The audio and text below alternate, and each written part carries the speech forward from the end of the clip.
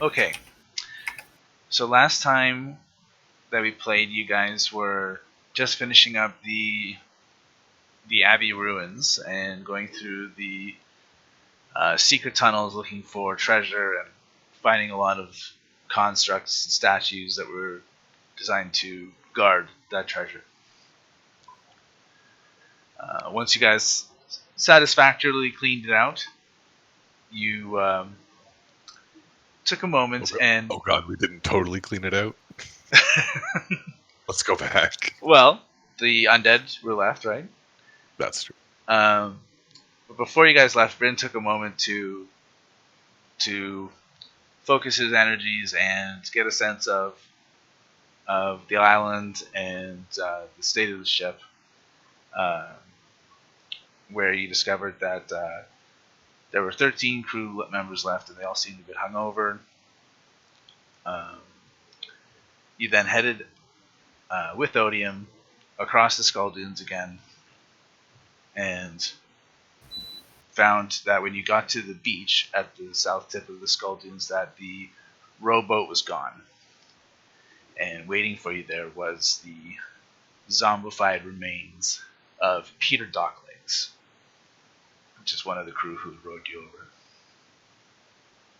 You guys had sent Bims over to get the boat's attention, and another crew member rowed the boat out, gave you guys a brief kind of description of what happened, and to the other crew members, and brought you guys back to the ship. And that's basically where we left off. You guys were basically getting ready to tuck in for the night. Okay. Can you remind me of something, Bob? The stuff that we were recovering for Jalan Prime Water that I think we have it in our ship right now, right? Mm-hmm. What is that again? So all you know is that it's a box. It's a crate that has his crest on it, and I don't think you guys have looked into the box even further than that. No. How big is the box? It was a chest, wasn't it? Yeah, it was a crate carrying like a chest, basically. It's 3 by 3 by 3. And the question gets more specific. I don't have any specific reason to say that. All right, I'll look since that sounds very specific. It is very specific. I'm definitely leading into something here. You think about putting it in your bag of holding? Perhaps. Perhaps breaking your campaign. I mean, well, now I'm definitely interested.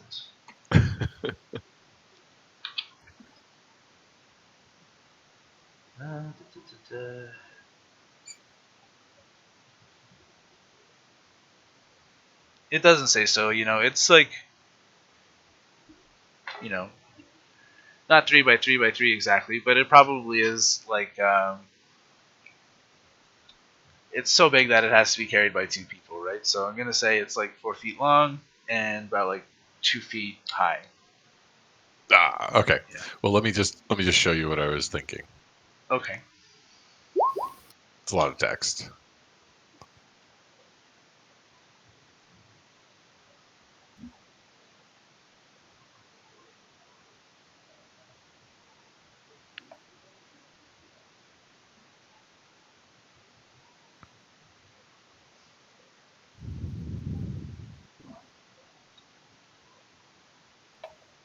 Where did you find the spell?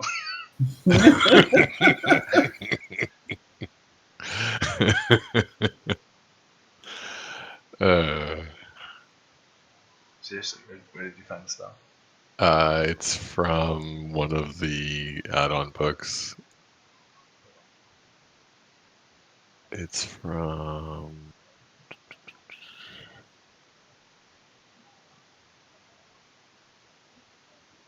I will tell you in a moment. It's from the Lost Laboratory of Qualish book. It's on the D&D Beyond 5e spell list. In amongst the ones from the... If it's too broken, I will It's choose not another too spell. broken. It's a thing. I was... Here's what I will say about it. Really that- quickly. To be a bit transparent, I was maybe thinking of running you guys on the laboratory of Qualish. So Oh, interesting. it might be more thematically exclusive to something there. Yeah, maybe.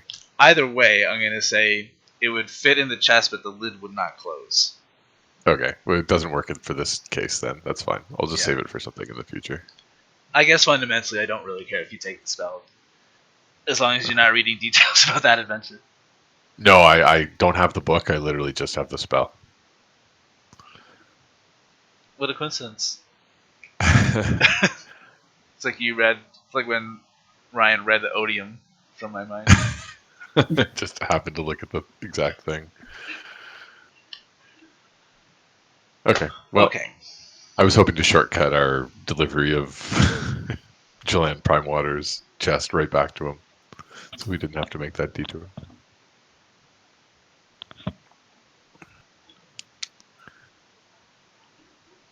Well, you guys had started discussing a plan before the end of last night. Yeah. Scott, I haven't heard you say a word the entire time I've been on here. He was just telling us about Yo. the weekend. I missed the weekend plan, the weekend report. No, you were here for the whole thing. Weekend While you were report. talking. Weekend report. Weekend report.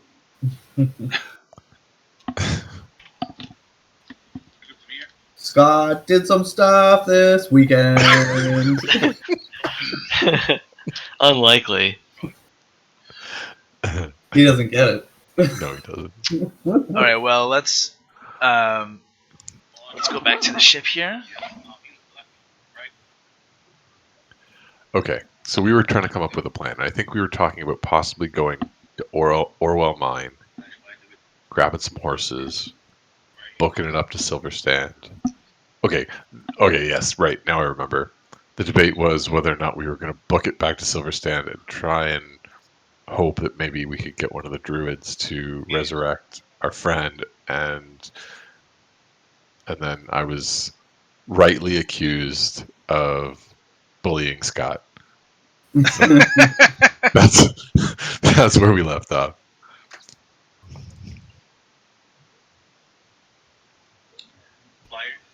All right. So before you tuck in for the night, Haft comes and asks for orders in terms of his destination.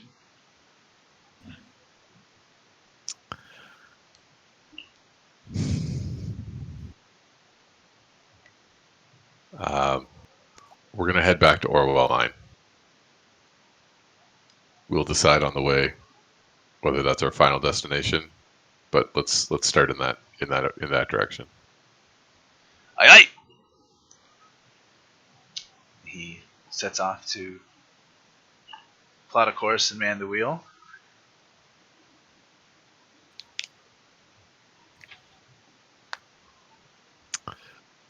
Does anyone want to do anything else before you take your long rest?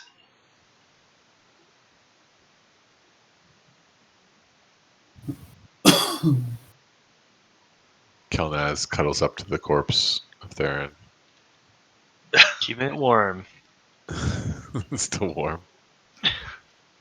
Keeping it warm. Oh god. Scott, I guess you haven't seen Samurai Cop by chance, have you? No. No? Oh I don't god. know what that is. It's like one of those terrible like D movies that's supposedly so bad it's good, but even I didn't think so. And his catchphrase is, he'll tell women, he'll be like, "Keep them warm for me." Oh my god. Thanks for keeping them warm. Anyway.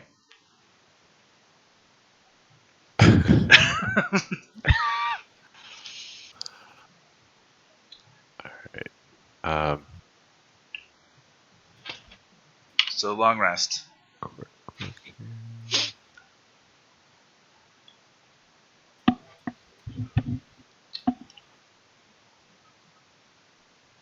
I'm sensing no immediate actions need to be taken before this long rest. Are you guys going to let the crew keep watch, or are any of you guys going to keep watch while you sail through the night?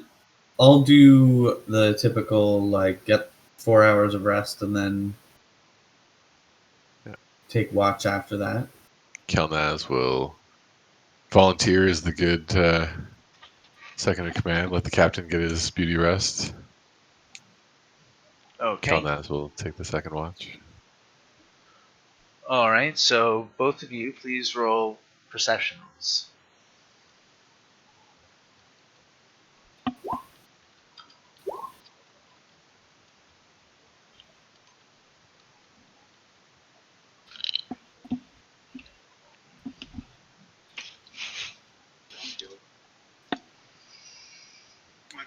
Okay. So,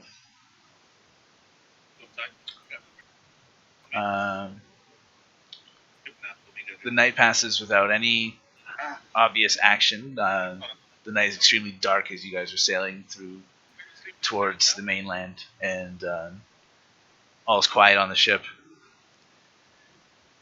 When you guys wake up in the morning, Brightwing, please remove the boots of striding and jumping as you wake up and you cannot see them in your room. Oh, my feet are cold. Where are my boots?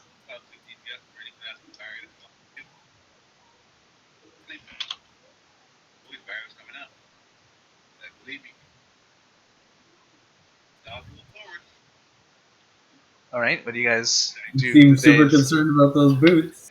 Where's my boots? And Eikooc, Yeah.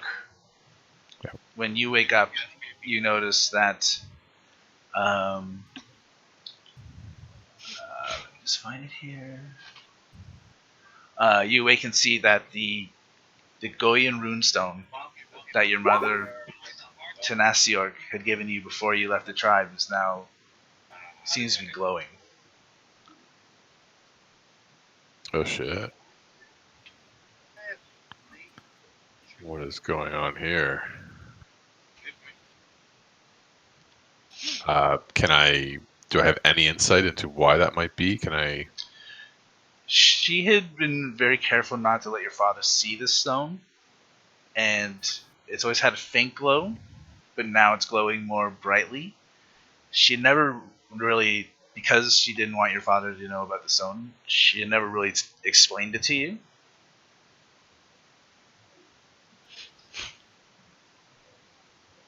Okay. So you have not too much insight on this.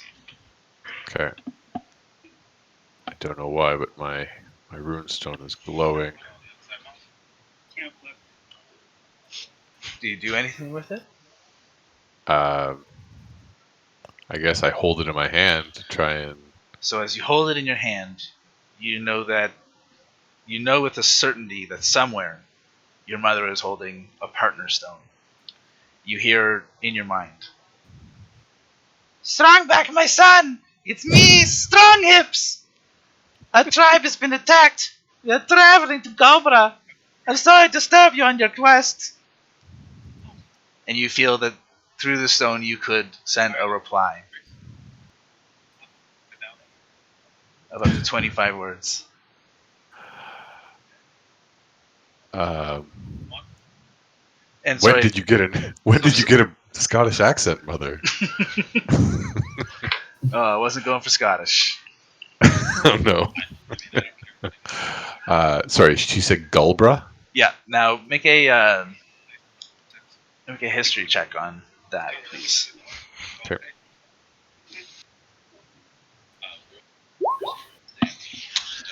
So Gobra is a Halgud fortress that is on the northwestern coast of Helm, and it's I'm showing you guys the map now. So it is kind of like just above the tip of the mountain here, where the word helm is on the map. Okay. And you know that it's a fortress that was once a stronghold of ancient fire Goyen, a fire giant kingdom that now is just kind of part of Helm. Okay. And is kind of like the nearest stronghold to where your tribe usually lives. Okay.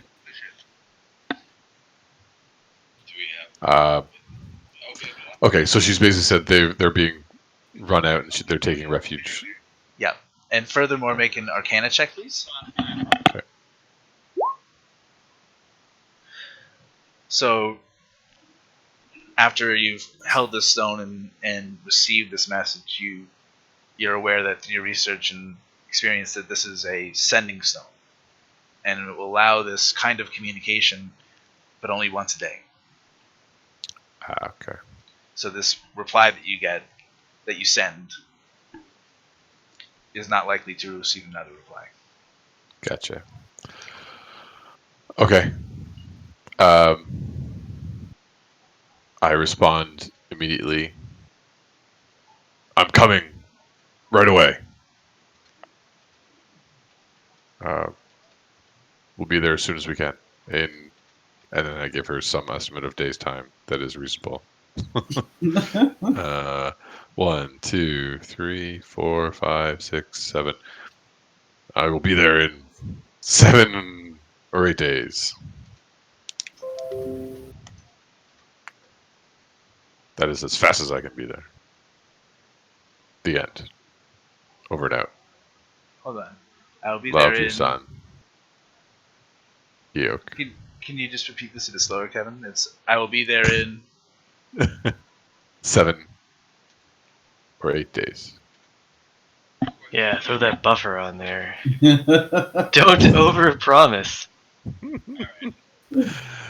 Underpromise, overdeliver, Kevin. That's right. I should That up was the strategy. my estimate by 50%, just in case. Put it in the Perfect. Slack. I'm just gonna grab a glass of water real quick, guys. Yep, Theron, you're screwed. My mom's calling me. I don't think he can hear you. He's pretty dead.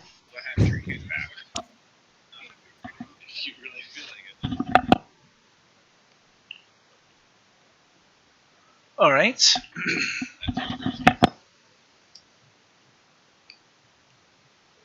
Somebody took my shoes. Kelnozz, why'd you take my shoes? Come on. I mean, they're not even gold. Right. Before I address that, I'm going to say, Salty Eye, Taft, we're changing course. Make for the Cold Wind Channel. We're going to Galbra? Golbra. Gulbra. Half says, the Goldwyn Channel. Those are treacherous waters. And we're low on supplies, if you don't mind me saying. Well, there's people in trouble, and we need to push for it. This is an absolute emergency. We will be fully stocked once we get to Gulbra. I guarantee it. We'll be treated like kings. Aye, aye. He starts turning the ship. You guys were pretty much at the mainland. It was not too much of a travel from where you were.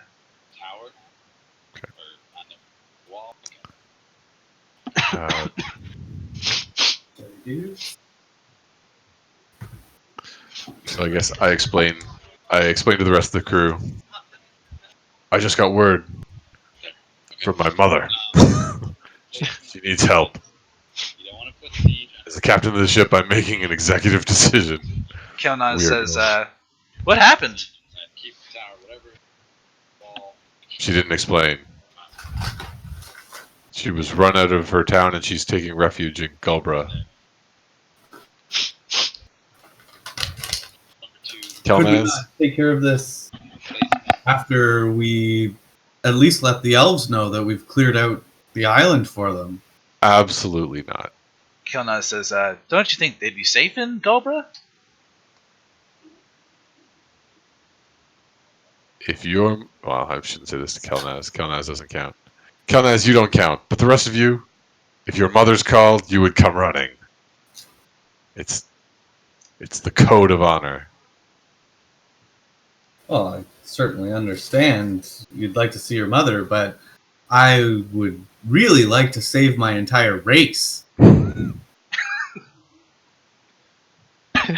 As captain of this ship, this is my orders. Now, Kelnozz, lead the investigation into the lost shoes. Well, or just give them back to me. That'd be fine.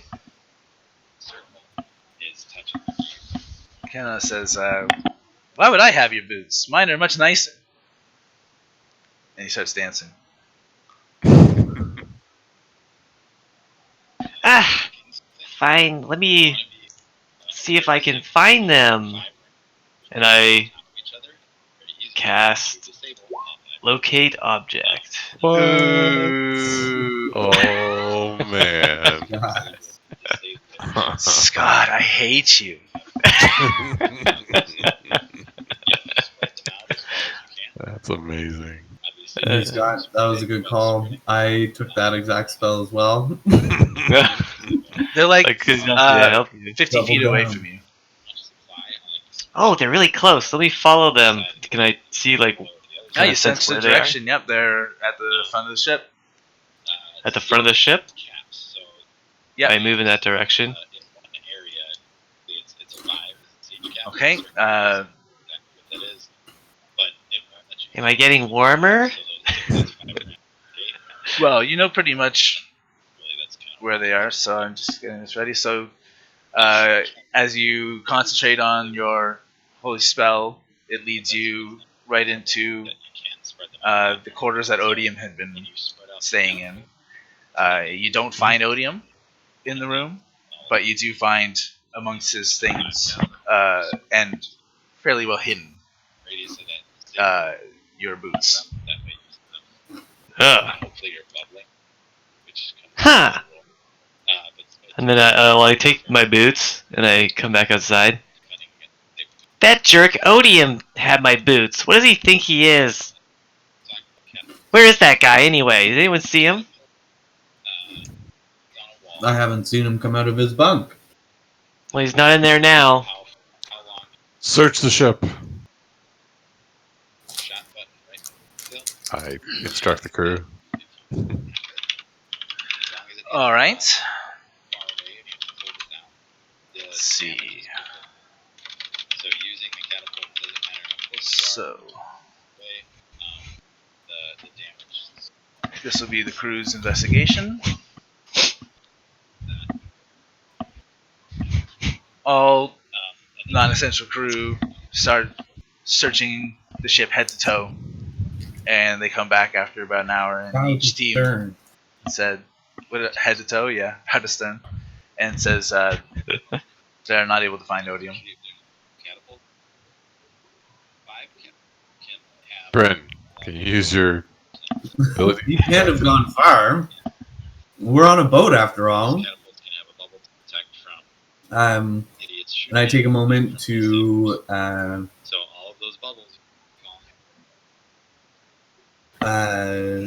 sense all of the humanoid creatures within a 5-kilometer radius.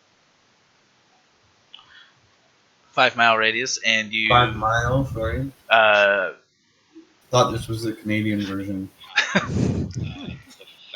you take a moment and attune your senses, and you can sense that some humanoids on the coast, on the ship, you can detect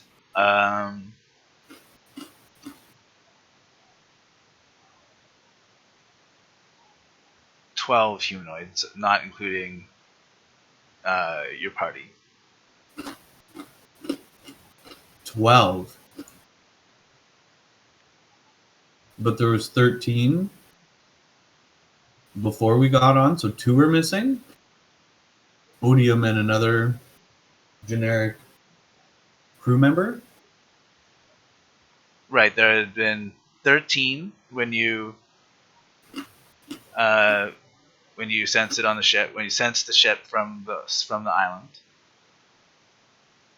right? And then you met up with the crew who told you about what happened and the zombie. And now, as you concentrate, there's 12.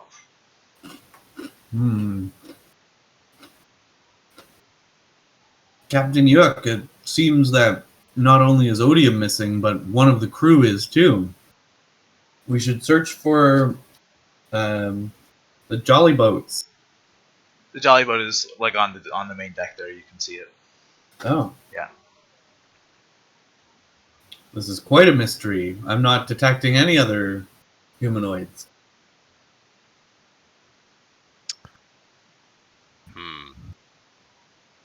It seems Odium's gone, left his stolen items, and took one of our crew. Well, perhaps they're magically concealing themselves. I guess I'm going to do a sweep of the ship. I'm going to cast Detect Magic and do a sweep of the ship. Try and see if I can. Okay. Make an investigation check.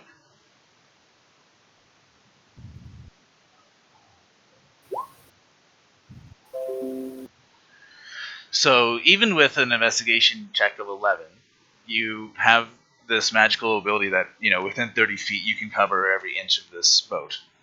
So even if you can't search every nook and cranny, you would still get a sense if magic was being used. And though you do sense magical items throughout the deck, or the deck, but the ship, sorry, you don't find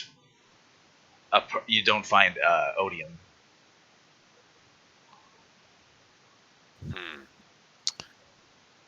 Odium does not appear to be on the ship, and neither does the other crew member. I can't detect even anyone else.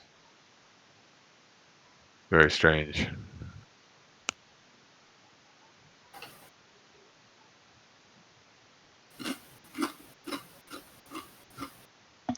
Can I'm gonna go into his bunk and search around. Is there any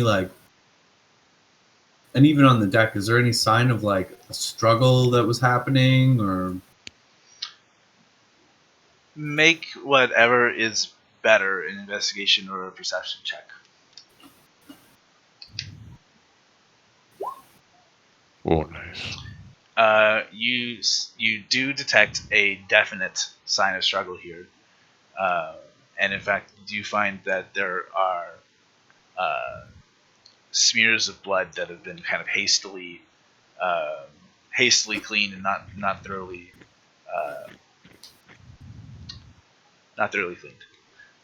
cleaned. But the items are there. There doesn't seem to be anything missing. Curiouser and curiouser. Captain Eikooc, come and check this out. I've found blood. Foul plays at hand, but I can't tell if it's Odium's blood or Scotty Mc Save the Sails. That missing crew member.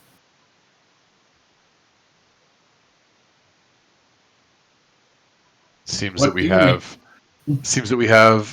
someone trying to cover up their treachery on this ship. I wonder if they killed Odium and the other ship and the other crew member and threw them overboard in the night. But who would do such a thing? That is the real question. I suspect Kelnozz, to be honest. What? He's still dancing. Oops. Sorry A about bunch that. of stuff possible.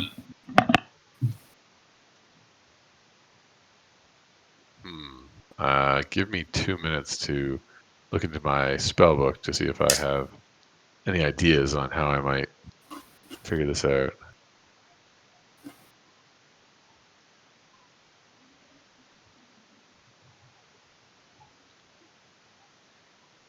Um, is there anything that Odium would have had on him that would be recognizable, like a necklace or like some kind of item?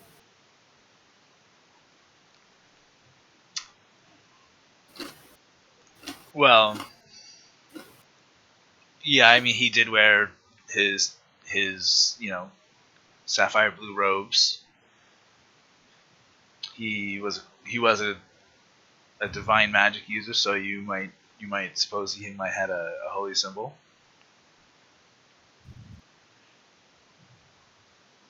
Hmm.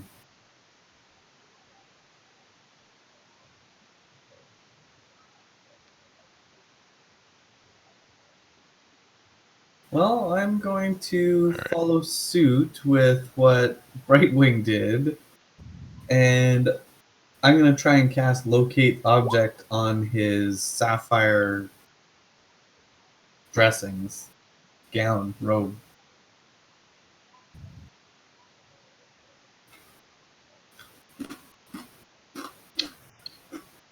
You detect his sapphire robes, and they Ooh. are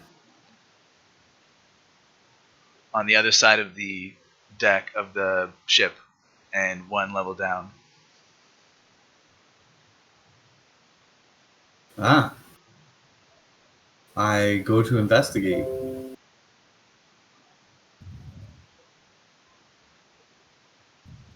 Do you mean on like this side or like towards the back or? No, and as you get closer, you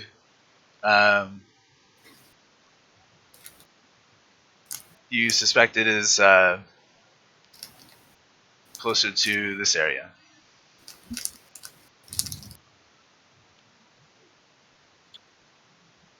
I didn't see where you indicated. I didn't see. Oh, where sorry, you it's either. down here by one of the player quarters. Oh, in the room I was sleeping in. Curiouser and curiouser. Who could it be? You sense it moving as you get closer. Ooh. Well, I still open the door to investigate. And you see Odium sitting on a chair here near this table. Odium, Yeah. what are you doing in my room? Oh, the stairs lead down here, don't they? Have to pass through to get to the cargo. I thought anyone could just sit down and have a drink here. I suppose that's poorly designed on my part, living in the stairwell like Harry Potter. Never heard of it. Perhaps you should come above decks. We have a couple of questions for you. Just friendly questions. Didn't we search the We're ship? trying to figure out where we need to go next. Oh, I thought we was near land. We are getting close. Oh. I'll come up when we're at land.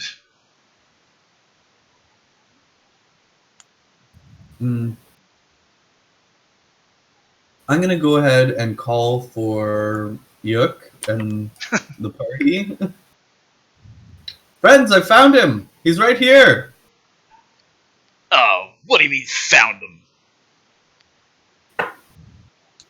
We've been looking for you.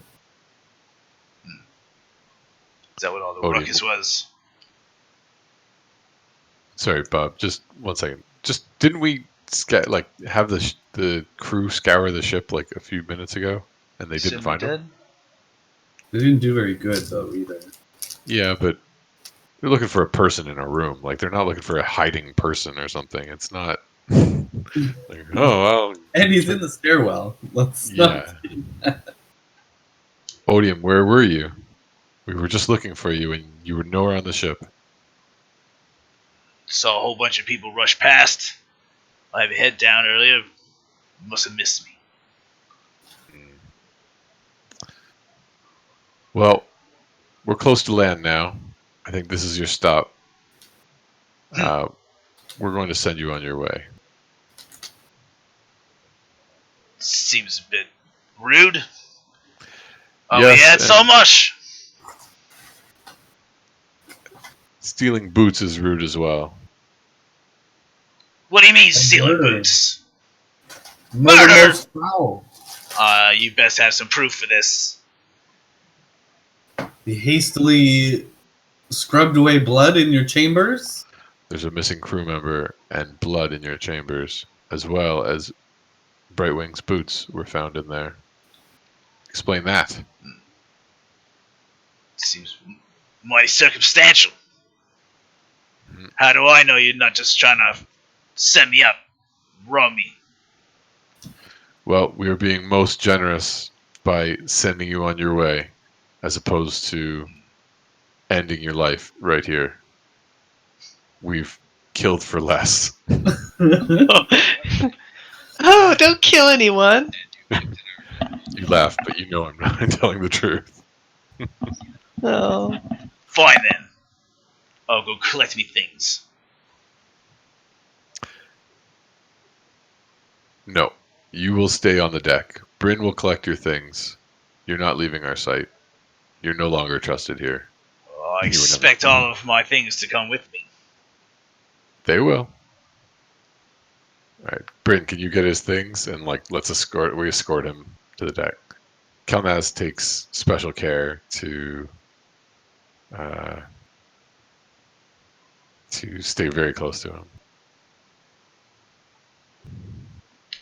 Odium walks up with you guys silently.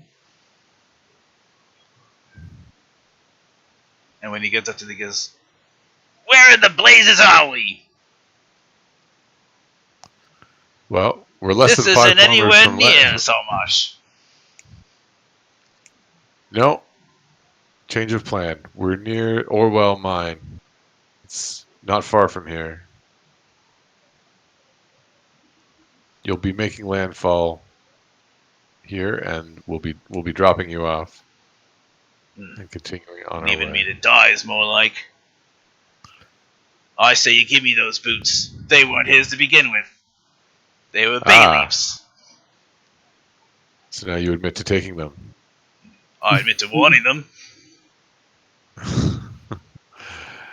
Progress. I order the ship. Salty Eye, take us closer to land. Continue on your course, but take us in closer to land. I want to get within.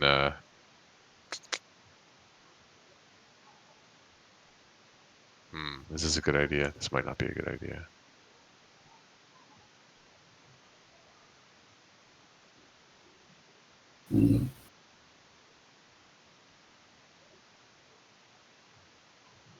This is probably a bad idea. All right. I was thinking about sending him off the ship a certain way, but we'll row you to shore. So we'll take us in closer to land. We'll row Odium to shore and then continue on our way. Where are my things? I'm in the room getting them. But was he carrying a lot of stuff? This guy in robes? He had a sack full of some things and a lot of the statues. That's his main. So as I collect it, I'm gonna take a look in the sack and Yeah. see what it contains. It contains mostly those stone statues that had been littering his quarters in the Abbey ruins. There's a smaller pouch with about 10 gold pieces in it. There's a holy symbol of Carmyle. and there's like rags and clothes that he wears underneath his robes. Some very basic utensils. Okay. I collect his things and bring them up to the deck here. Here you are, Captain Yook. Odium's things. All right. I guess I will. I look at Brynn. I look at Brynn kind of like slyly, like, is it okay if I give these back to him? Like, do I need to check them? Like, I wink at Yook confidently. all right. So I hand the things back to Odium. He takes a look through them. He said everything seems to be there. Everything in order? It's a good thing we didn't send Kelnozz to do that. Well, I'd rather be dropped off at something resembling civilization, but I see that you ain't the civilized types. Well, you have suspicious circumstances and no alibi and no excuses that make any sense to us. So we'll part ways on even ground.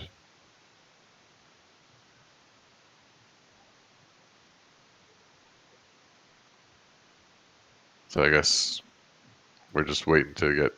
We're not that far. Like, we're less than 5 miles out. So You guys, if you're just thinking like a range of a rowboat, then you're definitely within range now. okay. So we get a rowboat. We get. I think we'll. Kelnozz, watch the ship. 3 of us will go out with Odium.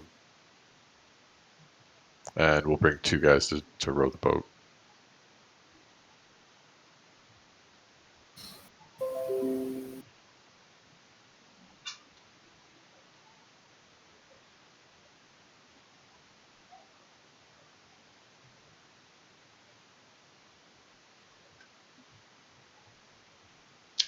Okay. Alright. We row him to Jar.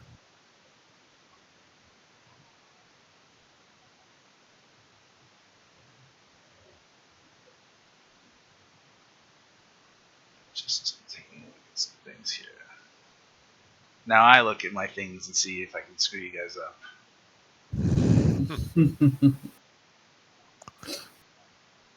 And then we get back safely and just keep setting sail. I'll just keep going here. Captain, we must let the elves know. Okay, so you guys lower yourself onto the jolly boat and start rowing out to the coast. Okay. How many people are you bringing with you again? So it's Brightwing, myself, Brynn, This thing is Odium, gonna and then do 6 max. yeah. So the 4, like Brynn, Odium, Brightwing, myself, and 2 crew members to row. So it's our typical load because Odium's just replacing Kelnozz.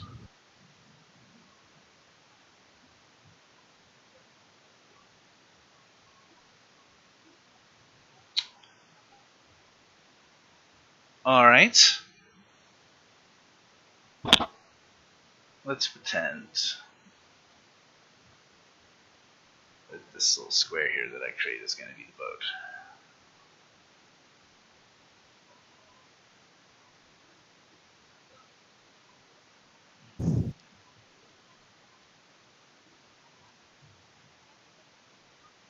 And it like tapers up over here. This is our imagination.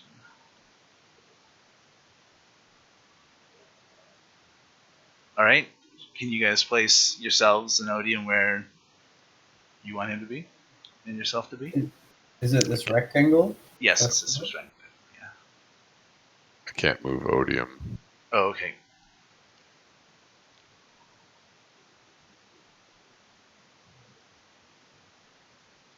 Seems good. Okay.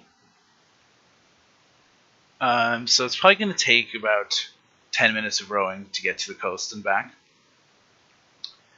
When you guys get about 5 minutes away,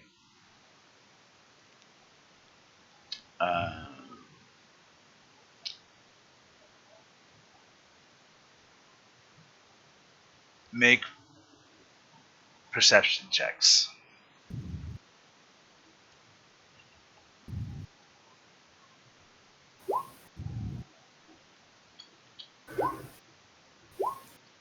Ooh.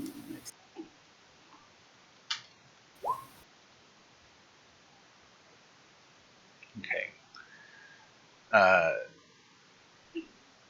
So Eikooc and Brightwing, you guys are actually facing Odium anyway. You notice that he is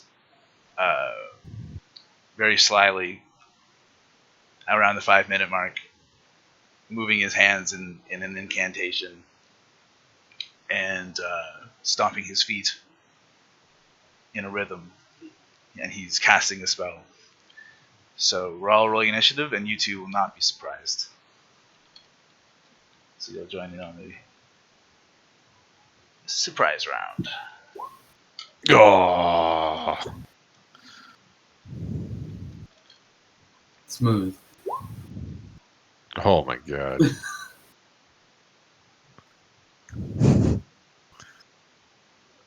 And I'm not surprised, but you are. That is crazy.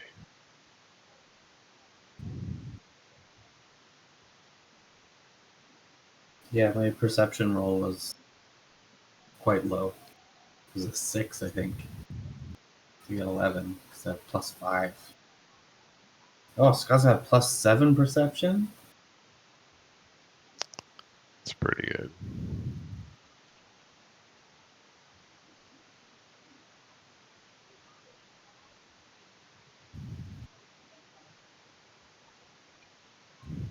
Alright, Brightwing. You have an instant to react. Do I know, For like... some reason he's not on the turn order thing. Oh. Scott. Scott didn't select his token. Oh, you know what? I must have deleted the wrong one, because there's 2 there with 21s. Because I have them here with the 21. So, I'll remember. So, do I know what kind of spell he's casting? You can make an Arcana check. Okay. Arcanum. It can't be a good one. Oh, You don't know anything about this spell. All you can see is the pale blue light that the spell is starting to create in his hands. Okay, hold on a sec here.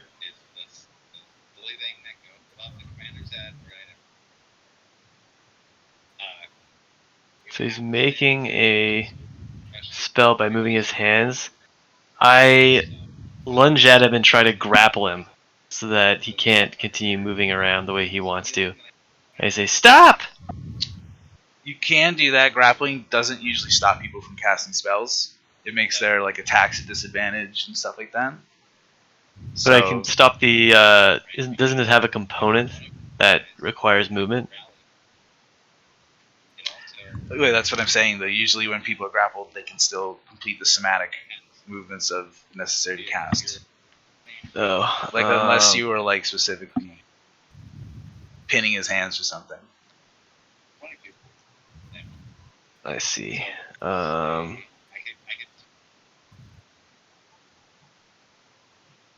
I know what I'm going to do. Wait, maybe? This is one option here. Let me just read this thing here.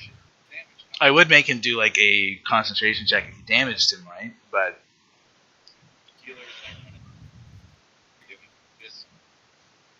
Well, has he cast the spell yet? Or is he in the middle of casting it? He's essentially in the middle of it. He started casting it and you're in a split second reacting. this is the longest split second I've ever lived through. I think I will call down... wait, let me read this.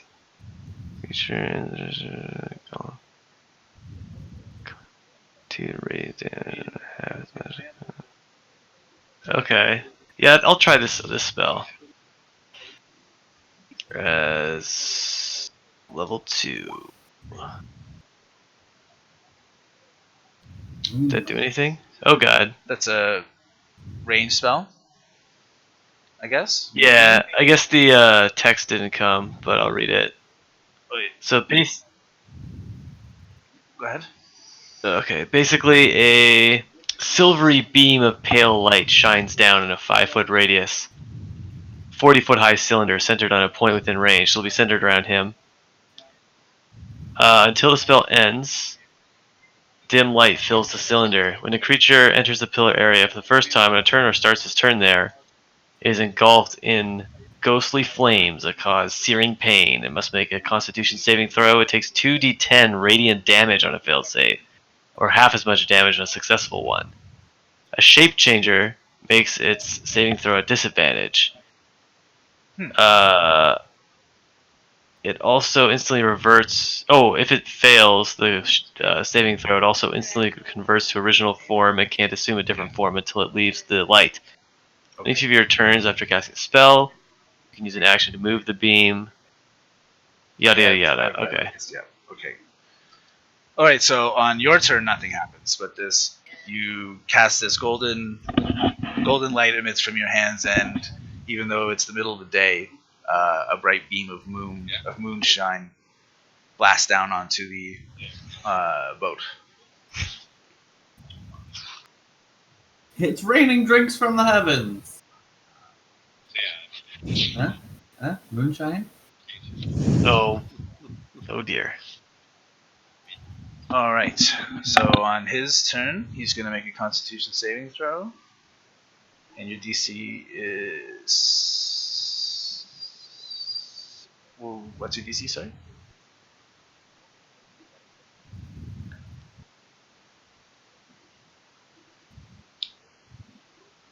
Scoot? Yeah, Scott, you may be muted. It's 15. Sorry. Yeah. There you go. So, what was that? Half damage? Let me check. Yes, half damage. So, and you did 12, so it takes 6 damage. Well, pretty easy to beat on Constitution saving throw for concentration. Yeah. Ooh. Close. Okay, so he lost that spell. Still has an action. Well, wait a sec. That wouldn't be a fail, would it? Because no, you have to roll under. Oh. It is a fail. So that spell cancels.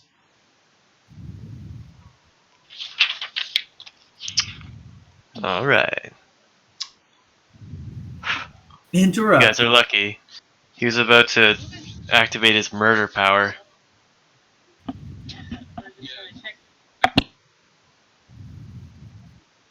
You surprised them in the surprise round. Alright, well, he is just going to jump into the water.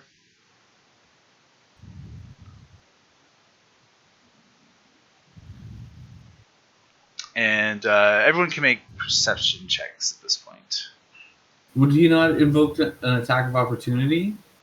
Jumping out of the boat? I'd say he would be. Now, you're too surprised still, Brightwing. But you could take an attack of opportunity. You mean me? No. Brynn, you're surprised. But you said Brightwing. Oh, I meant Eikooc. Sorry. What? Sorry. I meant you when I said no, and I meant Captain Eikooc when I said yes. The worst.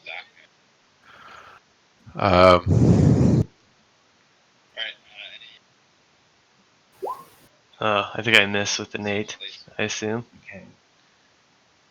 He hasn't left. Okay, never mind. Because he will leave yours in a second, and that will be your attack. Eikooc, did you want to do attack of opportunity? Yeah. I'm going to do an attack of opportunity right this moment. You can't do a spell. Unless you took the Warcaster feat. Even that I don't think you can do, but... Attack of opportunity. Fireball. Fireball. That'd be amazing.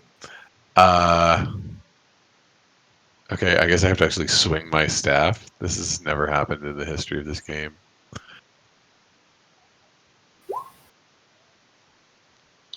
Bunch of whiffers here. Fortunately, your staff just hits the air. Yeah. Still need perception checks from Brynn and Captain Eikooc. Oh, perception. Oh, that's just an 11. Another 25. All right.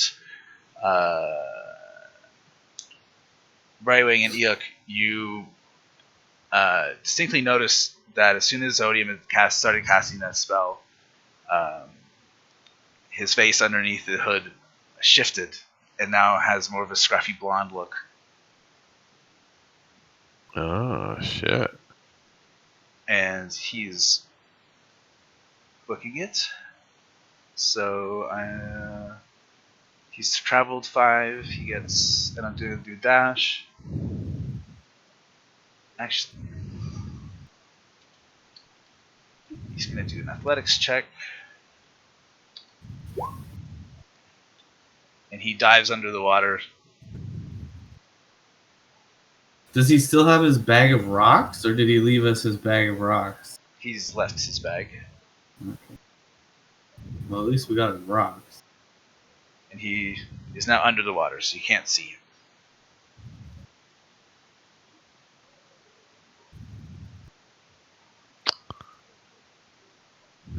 Brynn, can you still swim underwater?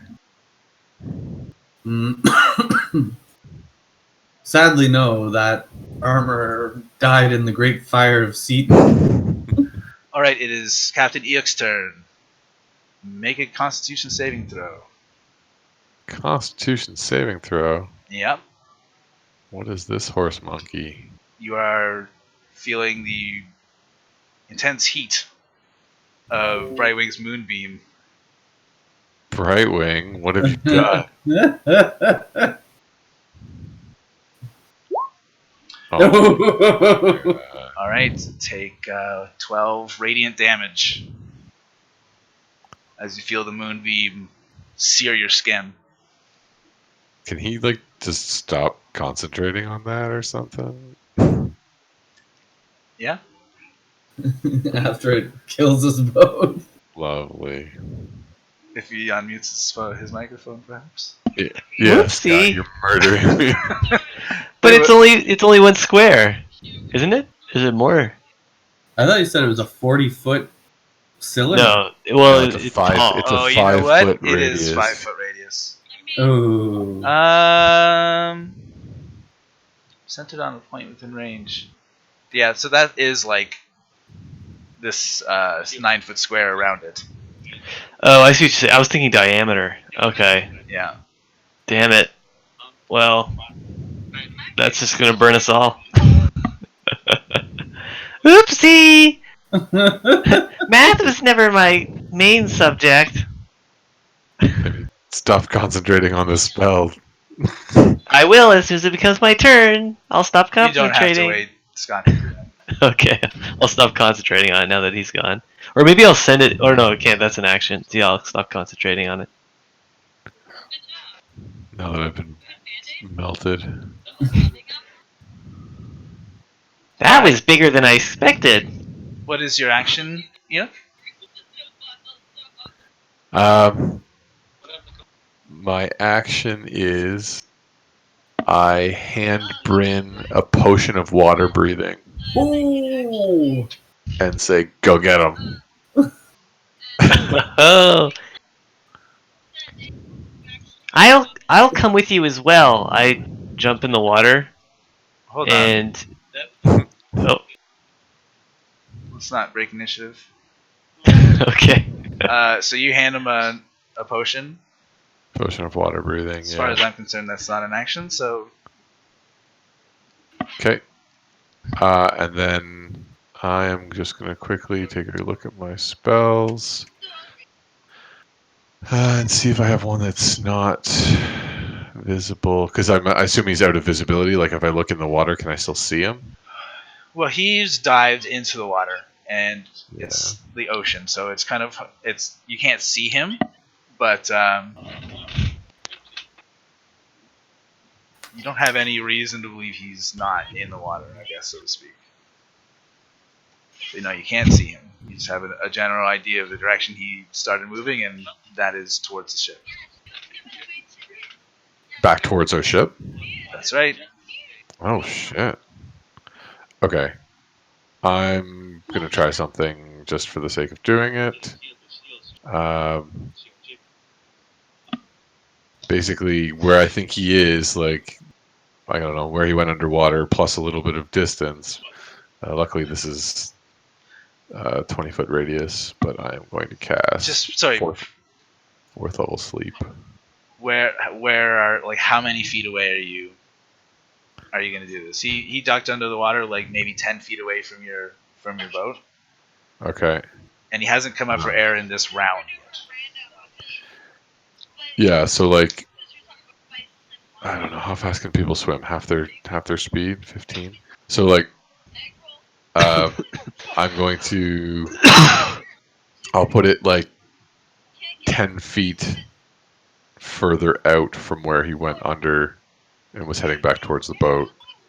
Kind of centered there. But then it's a 20-foot, and then it extends 20 feet past that with the radius of the sleep spell. Okay. You cast your spell, and you see nothing. You can't tell if it hit or not. Okay. It's a 33, I guess. 36 sleep. Brynn, it is your turn. All right. Whoops. I'm going to quaff the potion of water breathing and take a mighty dive in after Olio. Olio's not his name. After the guy we're chasing. Now that Okay. he's not on the screen. Like, Odium. Alright, so you dive into the water. What do you do specifically? Are you diving down deep? Are you swimming on the surface? I'm diving down and trying to follow the same like swim pattern that I think he would have taken off with. Alright, you dive down, and I'm assuming you kind of want to like take a look for him, like open your eyes and see if you can see him, or... Well, that would be ideal. Okay, so make a perception check.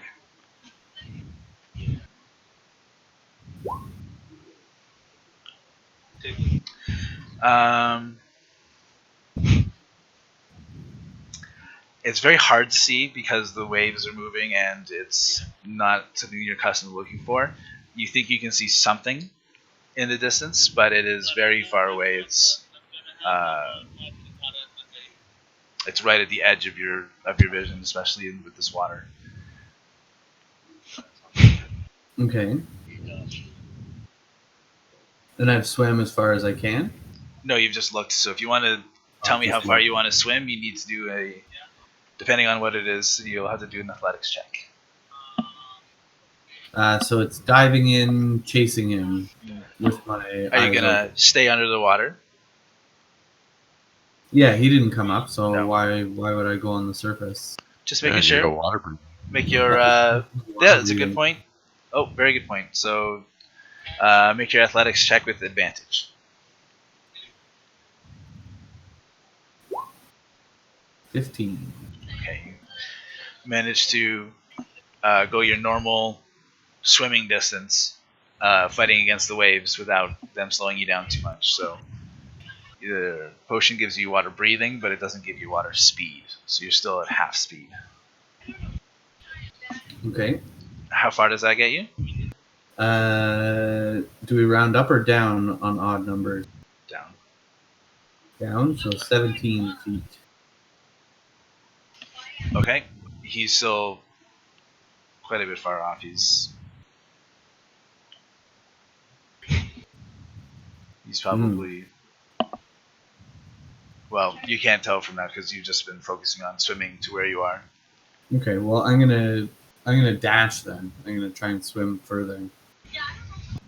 Okay, you dash. Make another perception check.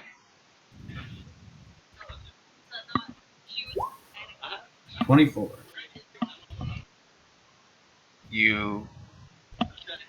Before you dash, you take a second and reorient yourself, and you can see Odium's sapphire blue robes against the murky water. And as you swim further, you manage to catch up to the robes, and you find that they're empty. Ugh. Giving us the slip every time. Brightwing? Well, I'm gonna dive into the water after Brynn and change into a reef shark, and I'm gonna use my animal sense or smell to try to detect him.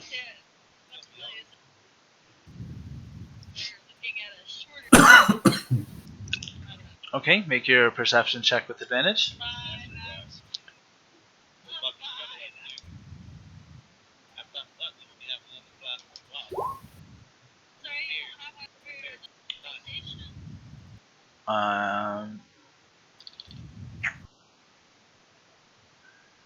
So you can definitely smell him. You smell the creature and he's about 50, 55 feet towards the direction of your boat. 50 feet. Okay, I have a swimming speed of 40 feet, so I'll head in that direction.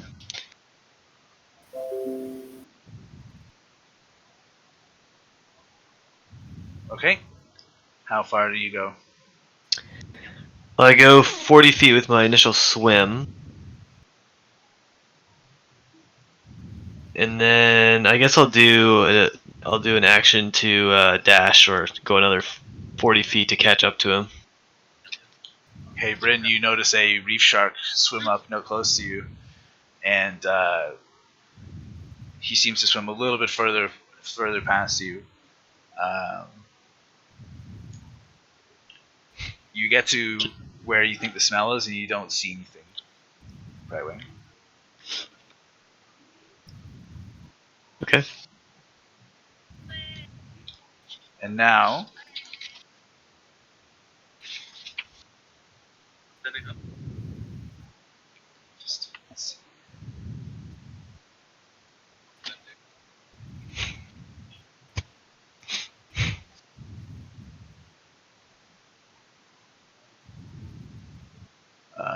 okay, so I need Brynn and Brightwing. Oh wait, no, sorry.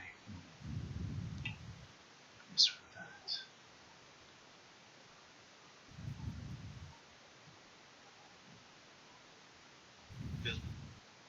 All right, make wisdom saving throws. Brightwing and Brynn. Wisdom.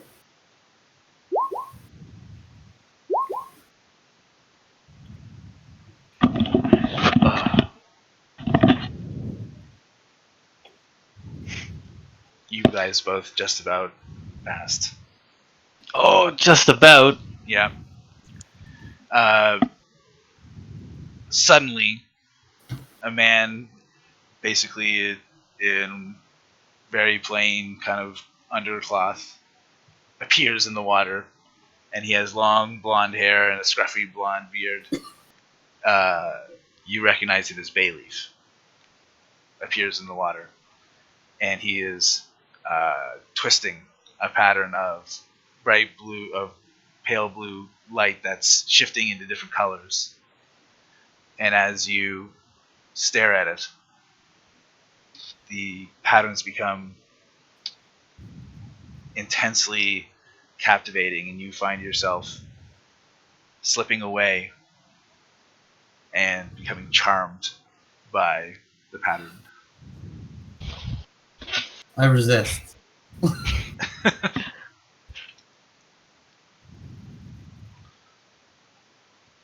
Bayleaf says to Brynn, and says, "Go tell your captain that Odious is dead." And he turns to the shark and he says, "You'd best serve your captain by swimming to the bottom of the ocean."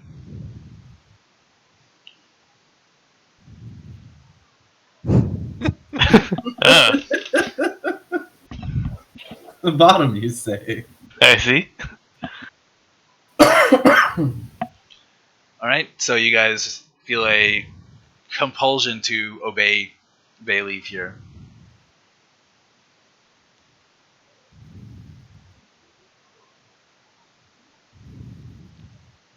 So I Okay. guess I begin swimming. Are we still going in Yeah. in order here? Yeah. Oh. So Oh. he then starts moving away. And Captain Eikooc, you see a flash of water about 60 feet away, and make a perception check.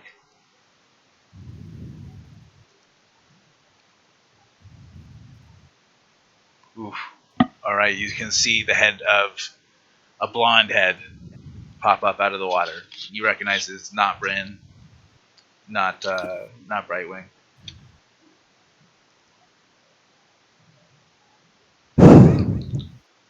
Fireball. 150 feet. All right. Where's the center of this fireball? Oh.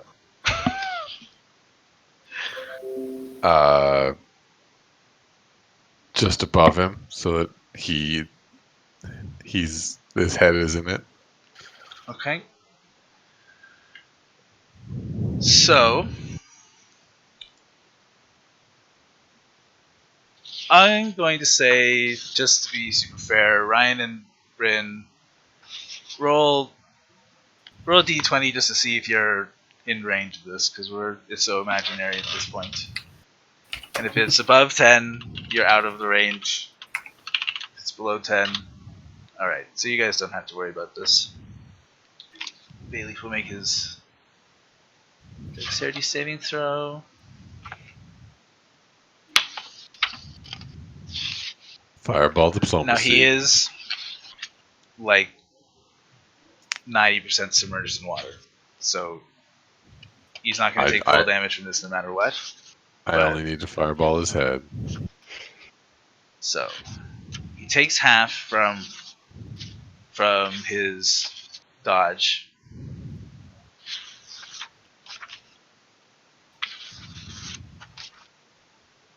Let me find him here. It's quite a bit of damage. So he would take 15. If he were fully submerged in water, he would have resistance to fire damage. He would then take 7 damage. Because his head is above water, I'll say he takes 10 damage.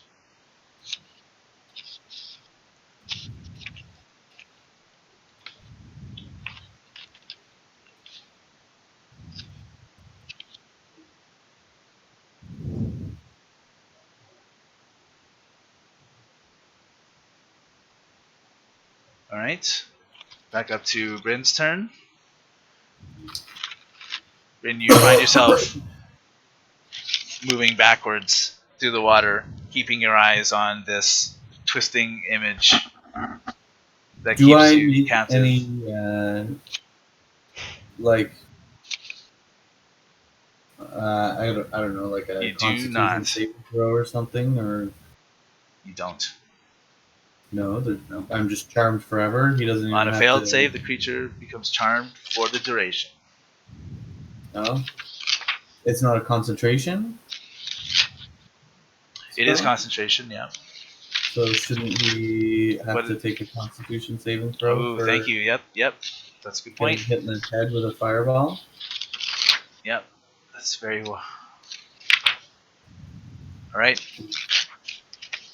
He passes. All right. I guess I continue swimming back to the ship. Sorry, this was So as a you hypnotic pattern that they got hit by. yes.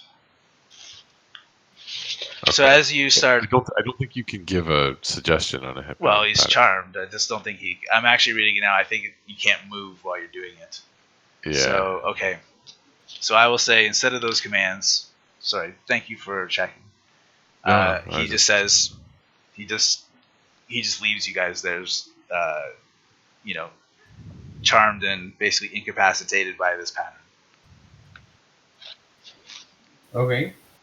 So Well, will you just skip my turn then? You're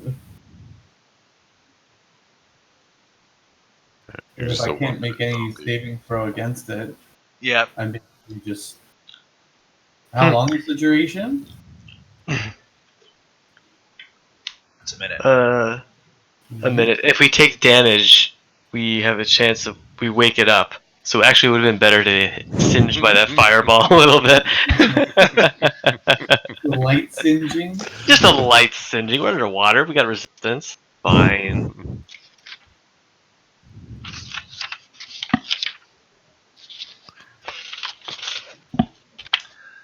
How far away is he from me at this point?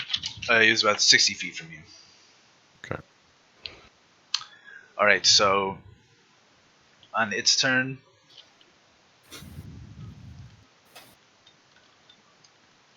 you see him start swimming towards the ship. He's still going towards the ship, eh? Yeah. Okay. Is it just him and I guess it's just him and me now, kind of. Yeah, basically. You see, he's staying on the surface here. He's looking like he's trying to swim as fast as he can. Okay. I guess I don't know if the boat has any movement, but basically, can I order the guys to row back towards the ship just to try and close the distance? Yeah. I imagine a boat moves pretty quick. Row your boat. It almost certainly rose faster than him, so. Yeah. And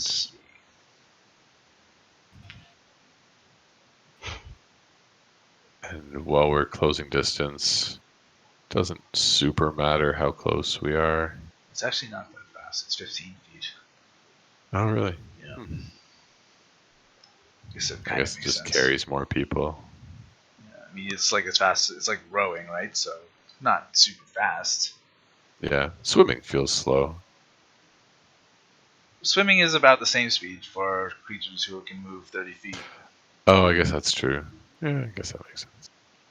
All right, I'm going to switch things up a little bit. Hopefully, he's not super happy about some lightning in the water. Oh, that did not actually. It just gave you a description of the spell. Okay.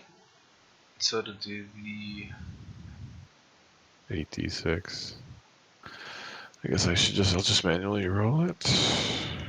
8d6. okay, he's gonna take half damage. 15. You hear him cry out, and he is swimming. Pauses for a moment, but doesn't stop.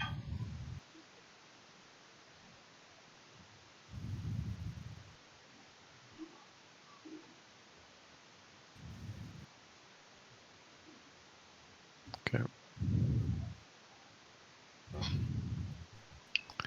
I guess it's his turn again. And now Does he roll have his Constitution. Constitution saving throw? Oh. Get out of here.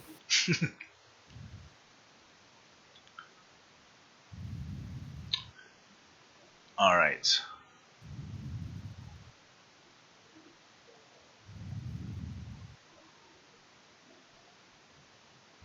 This is such a risky move.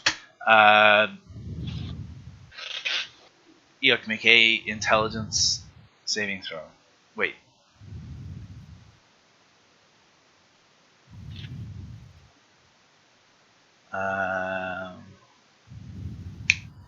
In fact, never mind. You don't make an intelligence saving throw. The pattern disappears, and make a perception roll, Eikooc.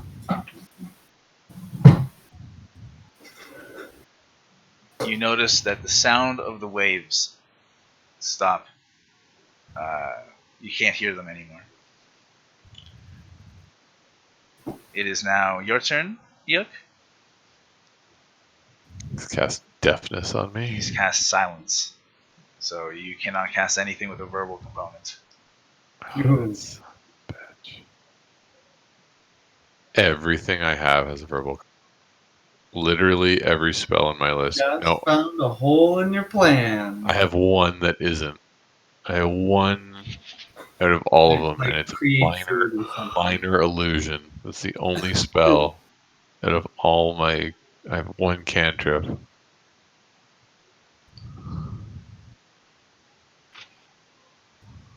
There's no resistance to that. Damn.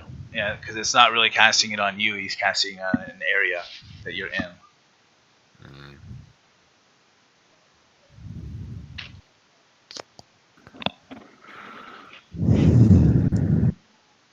I have to think on this for a split second here. Make Can a I Arcana still- check. Okay. Yeah. All right, you're not familiar with the spell enough to gain the insight. Damn it.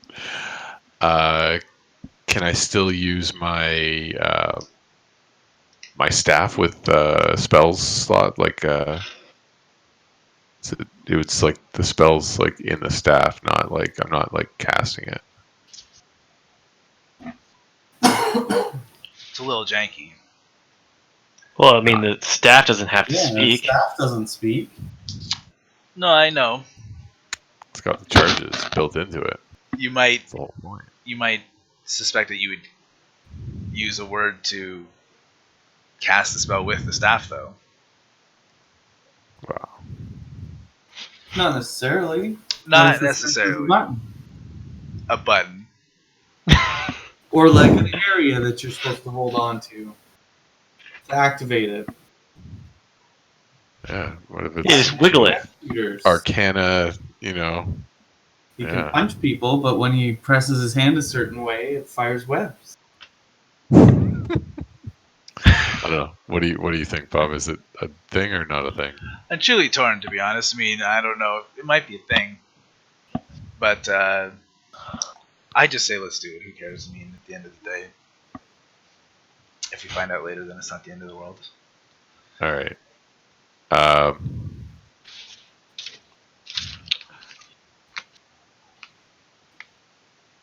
I am going to.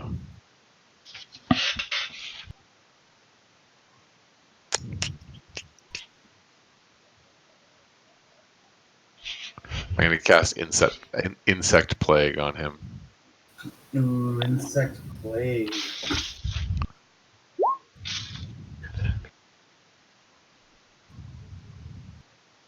So it's a So 20 foot.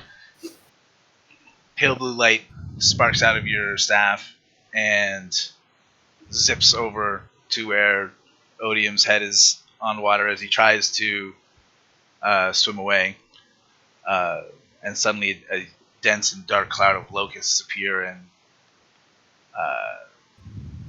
zoom in on the head. And for a minute there looks like a giant head floating over water. And then the cloud levels out a bit as you see Bailey's body float to the surface. And they begin feasting on it. Oh. Alright. I guess I ordered the crew to row over to recover the body.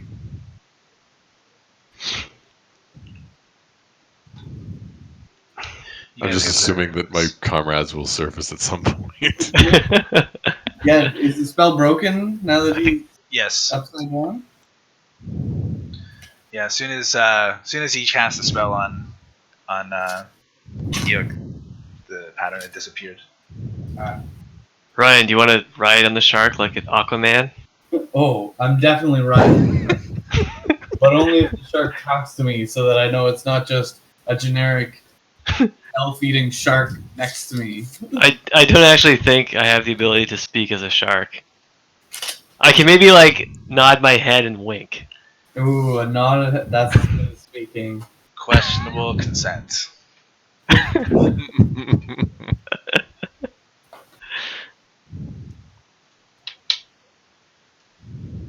Okay, so you guys, the rowboat starts heading back towards the boat, and as you get close enough to the body, what's left of it, eaten away by these magical locusts, you find the body of Bayleaf.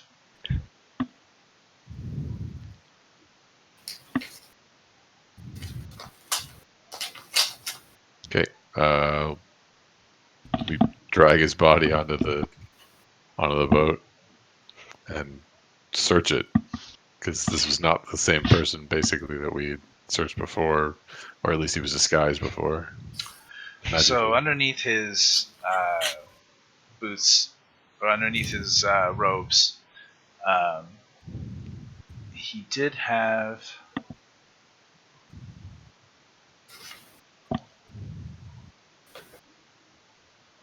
Sorry, I just left that page for a reason. He did have some gear on him underneath the underrobes that he had. Once you get him back onto the rowboat, you can see he has a finely made scimitar. And he's wearing a chain shirt of average make. And It's a +1 scimitar. If I were to put it in my yes, you would. It would if you were to enter it into my inventory. Identify it. It would be a +1 scimitar. Okay.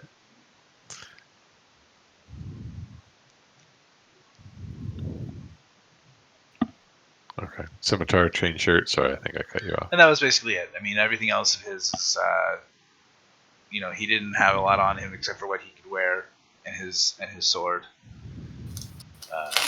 The rest of his stuff was mixed in with Odium's. Does he have a spell book or anything like that?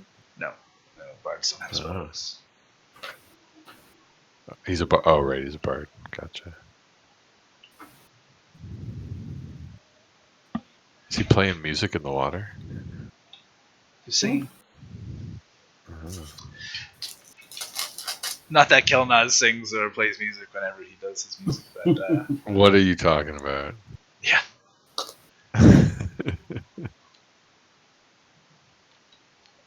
Did you guys suspect that Odium was Bayleaf? No. No. Not at all. Jeez. Alright. And so was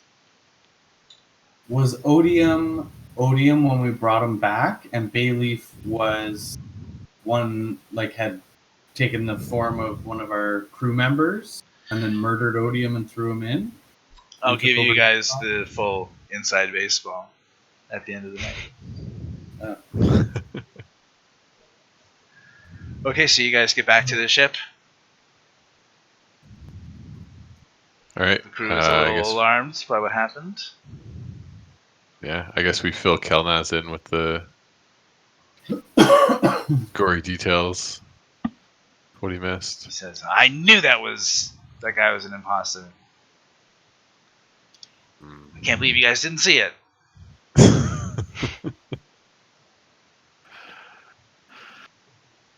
Well, he he will never get back to land as he so wanted. We bury him at sea. You guys give him a sea burial. What do you guys think? I wonder what he was after. Like, we were letting him go, and he wanted to get back to the ship for some reason. There's Well, you something on the guys- ship he wanted. You guys were letting him go in the middle of nowhere in frigid, cold waters on the edge of. You probably didn't want to land there, but you may never know. Pretty choosy. Yeah, we said it was close to Orwell mine. He's picky. Plus, he's murdering people, so he doesn't get a choice. Fair enough.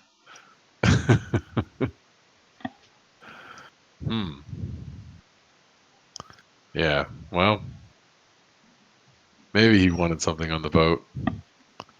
I don't know. Some mysteries we'll never know because we murdered him. I did promise him.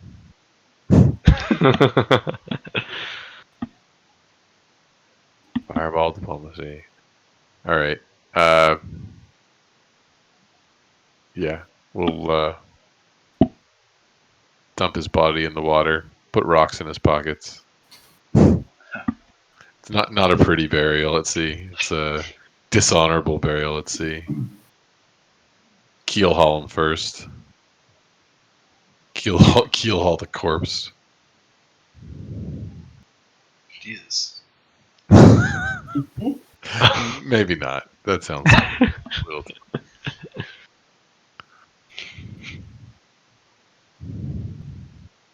All right. Okay, so you guys probably wasted a good half of a day during all that, between getting in the back and getting anything in order. Yeah. Let's pull up the map.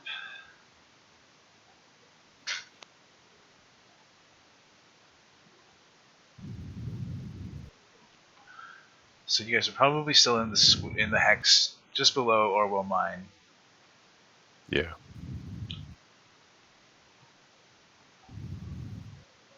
It'll take you.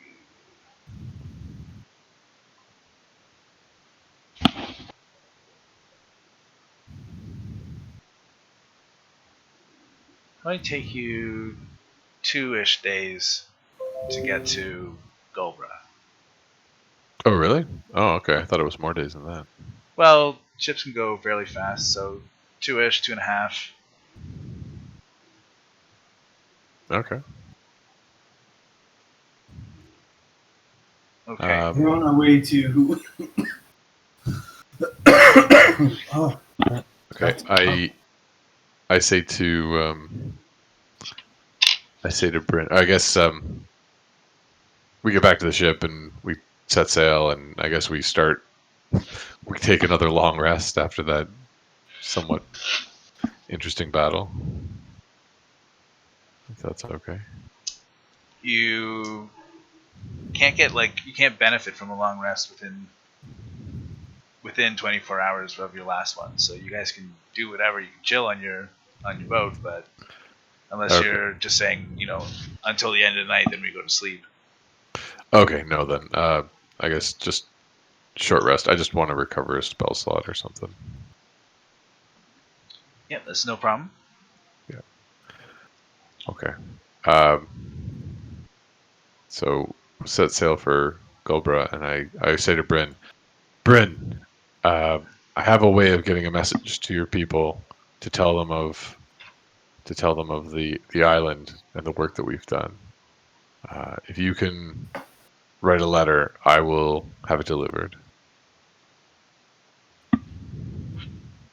You don't think saving the elven race warrants telling them in person? There's another. We get it. Your mother's calling. We won't get a reward.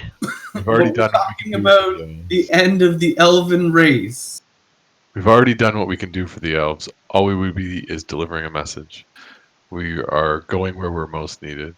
We can deliver the message using my magic. And the reward will come later. We will find them again. Hopefully at the Abbey. Hopefully They at the Abbey. So I'm going on magic, and hopefully my race will survive. Don't they need the amulet to keep them safe from the monsters in the abbey? Yes, we didn't fully clear out that area. You can include a message in the note not to open the sacred curtain. Go in the basement. Kelnozz says, did your mom even ask for help?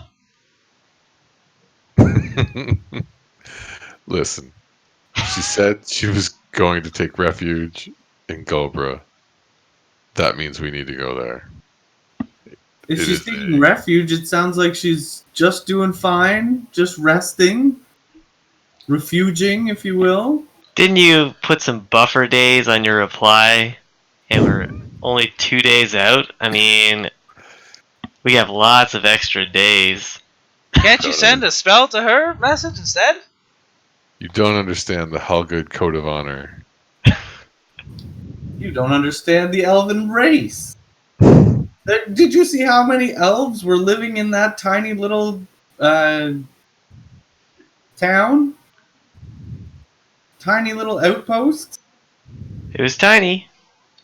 And my quarters are starting to smell. Kelnozz, you've never complained about that before. Don't start now. You chose to put Taden in your bed. It's true.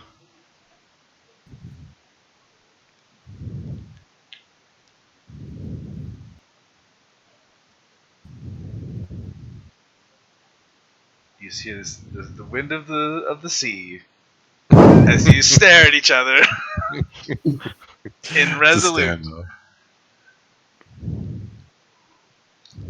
All right, roll initiative. Fireballs. Whole ship's destroyed.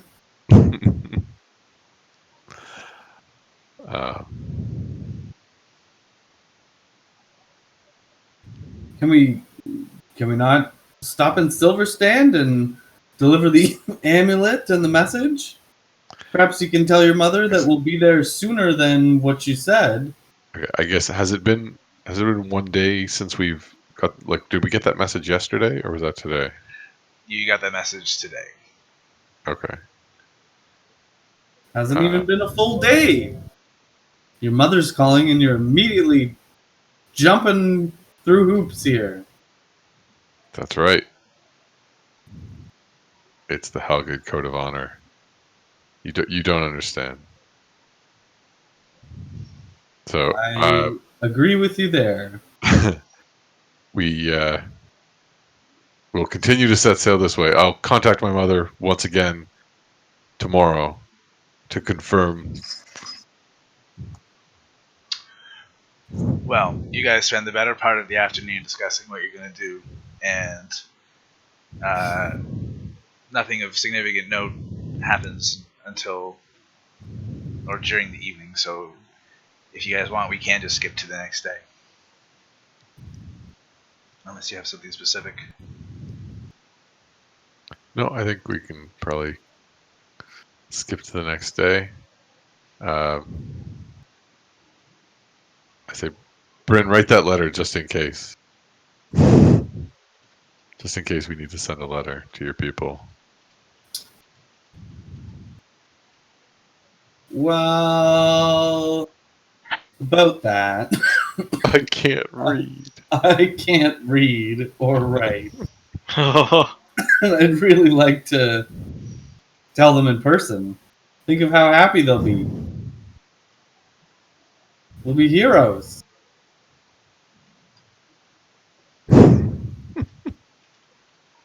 And think of the rewards, Yuck.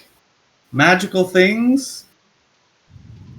Yes, What they I got? always have. Pancakes in the morning. That also sounds good. Don't get me wrong. All right. So you're refusing to write the letter. We'll note this on the police report. All right. I will will. begin to pen this letter. However, I say we stop at the edge of the frosted tips and go in the back way to Silver Stand. Okay. Or at least deliver the amulet and the message in person. I will. I'll take the root stone in my hand and try to deliver a message if I can.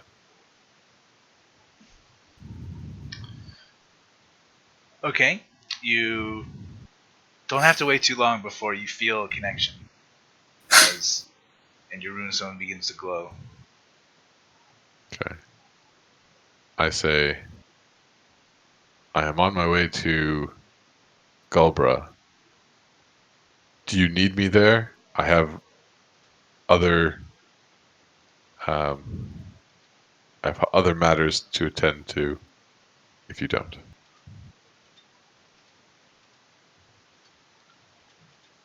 Okay, I'm just making sure I stick to the time.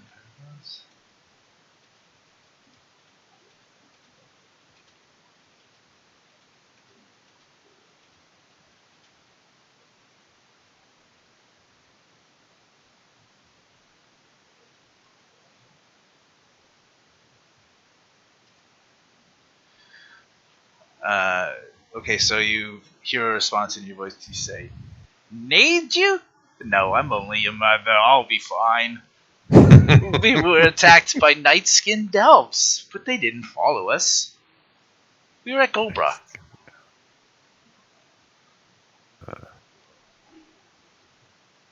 Kelnozz says, "What did you just whisper, Eikooc?"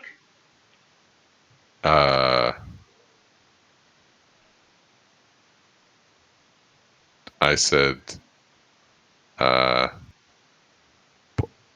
Brightwing shelves. Brightwing shelves need to be fixed. Oh, I'll get right on that. Brynn, fix those shelves. First mate commands it. Oh, Kelnozz. Surely, you know, I'm no carpenter. Being a ranger and all.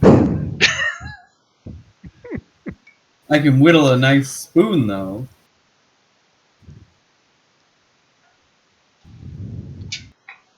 Captain Brynn has offered to whittle a nice spoon instead. Shall I have him locked up for insubordination? No, a nice spoon would be fine. Brynn, the captain, demands a nice spoon. 2 nice spoons. 2?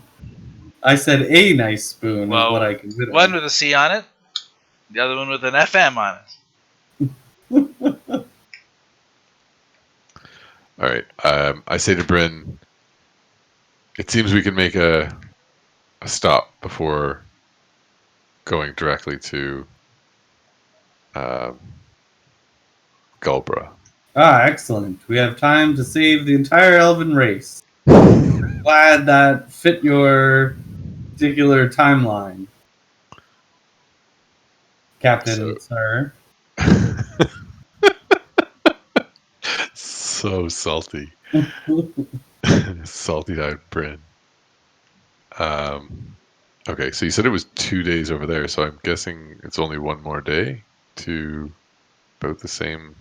Like if we're heading to. Well, that was about a half day, so you've got about a day and a half. But as you wake up, you see that you've entered into much more frigid waters.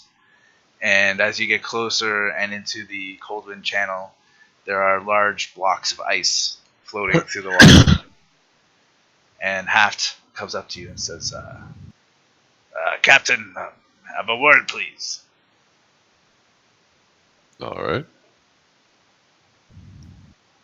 I know your mammy's in danger, but the ship's not cut out to go down waters like this. If that ice gets worse, you might get stuck.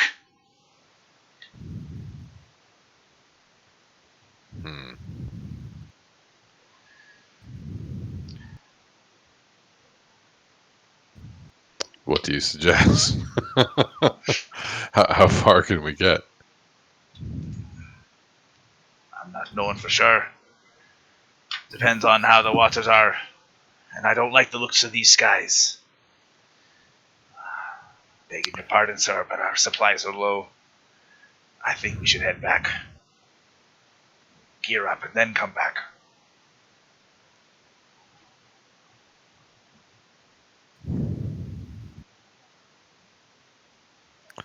All right, let me consult with the rest of the group. I guess I'll go to Brynn and Kelnozz and Brightwing. And You go to the rest of the group, who are all by one of the rails of the boat, and looking up at the mountain, you can see something that you haven't seen since you left Helm, and that is on the top of the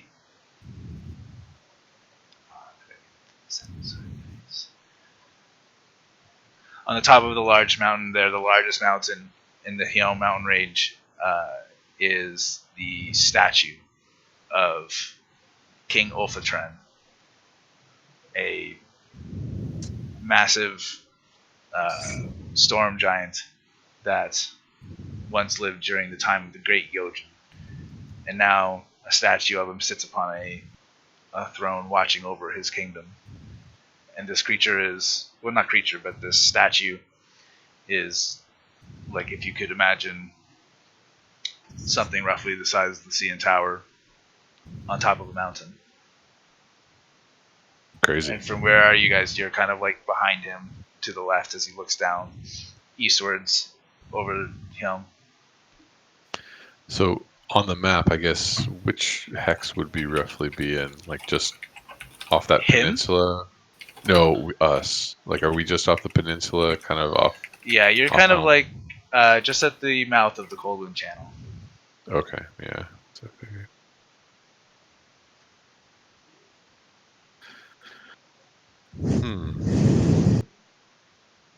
Okay, well, I guess I explained to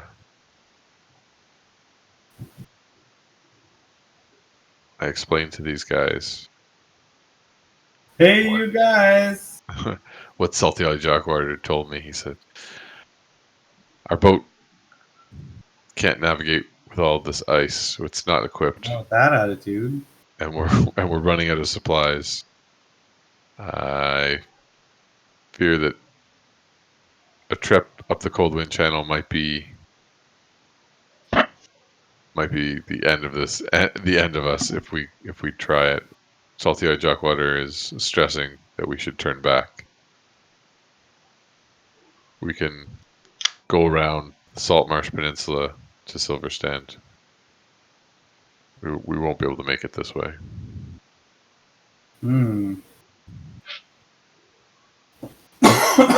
Well, what about your mother? What did she say?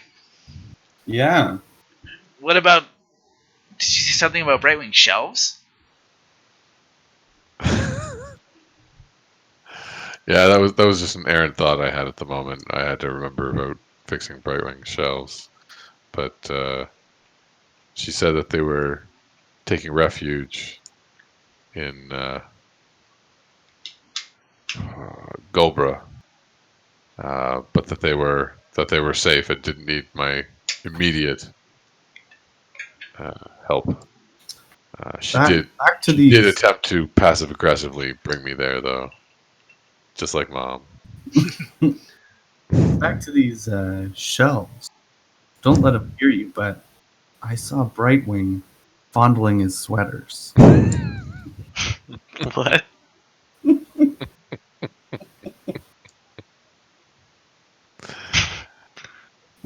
I did no such thing.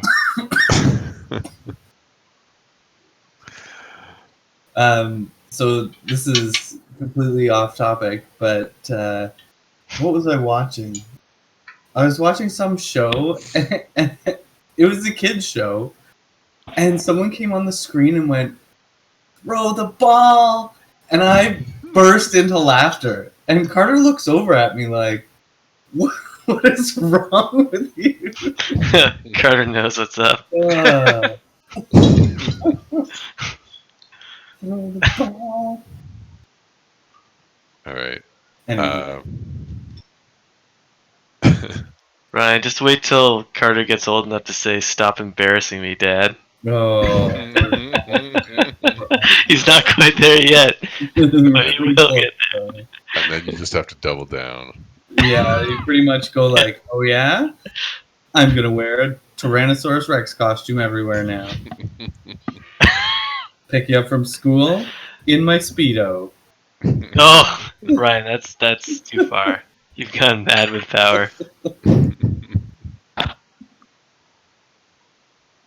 Okay.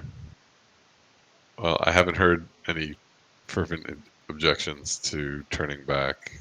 Well, we certainly need supplies. We don't want to get stuck trying to get to Silverstand. What about saving the elves? You're all about saving the elves. I am. We have to be alive to save the elves.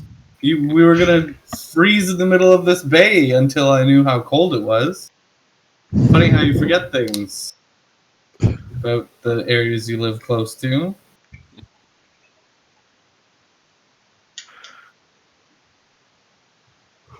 Perhaps we can go there on foot. I considered that as well, but I think it'd be faster to take the ship around. All the way around the Horn? Yeah. Well, whatever gets us to Silverstand the fastest. That's the plan I support. Okay. All right. I guess I return to Salty Eyed Jogwater and say, all right, let's make for Silverstand. Or not Silverstand. Let's make for Saltmarsh.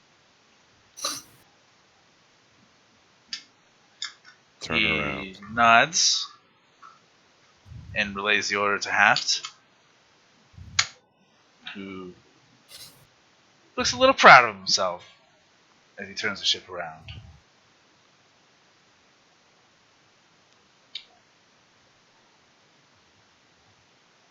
Oh, man. And Just thought of something that we missed an opportunity. I feel like we've missed a few. No, we missed an opportunity. Kelnozz should have tried to use the ballista on that dude while he was swimming back to the ship. Oh, that'd been sweet. Way to drop the ball, Kelnozz. Come on, Kelnozz. Show some initiative. Your first mate, for Christ's sake. Yeah. Awful. hey, I won't be talked to like that from the crew. Swap the deck. Luckily, we're not the crew.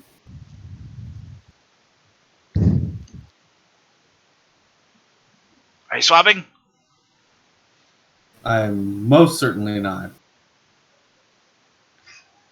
Note your further insubordination. He's got a log.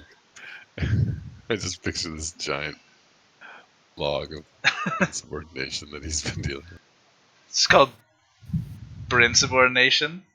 with.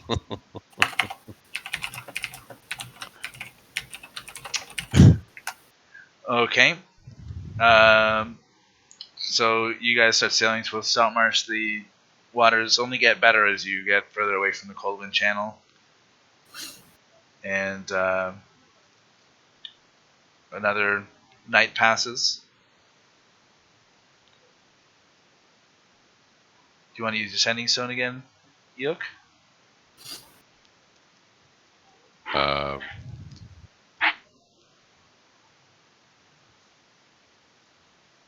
Surely don't have to. No, I don't think I'm going to this time. No, I am. I'm going to send one more. Okay. I'll just send. I'll hold on to it, and hopefully it'll connection. I guess. Yeah, if you do it in the dawn around the same time that you guys have been talking, then when you pick it up, you find that shortly afterwards it starts glowing. Okay, and I'll just say, uh,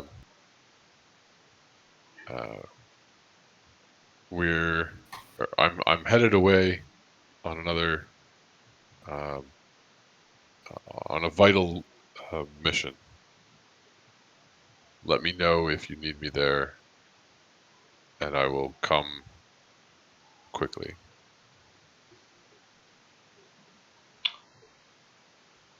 You hear a response back after a moment.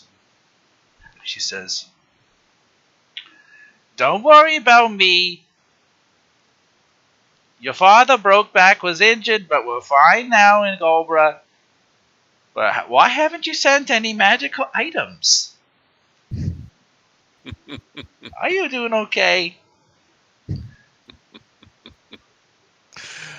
Uh,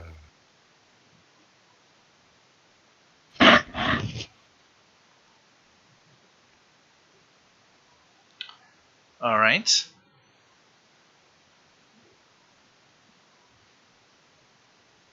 So you guys make your way back to where are you sailing now?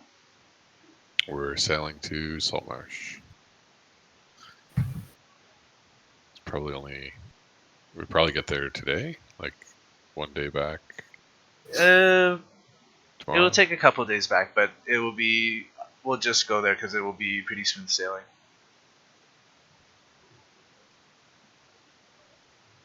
Okay. Okay, so a couple days pass. Is there anything that you guys want to do on your downtime over those? Like, it's basically like a day and a half, perhaps?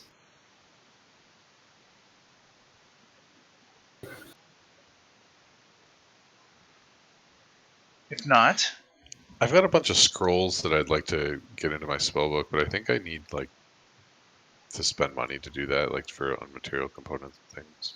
yeah, that's fine. I think you can do it if you want. The thing is with scrolls is it requires a check to get them into your spellbook. So you can certainly do that. You have enough supplies to put them into your spellbook for now. Can't you just like slide the page in there? You'd think, eh? You'd think so, but no, there is a check. So What sort of check do I have to do? it's like spellbook to spellbook is no problem. Let me just pull it up.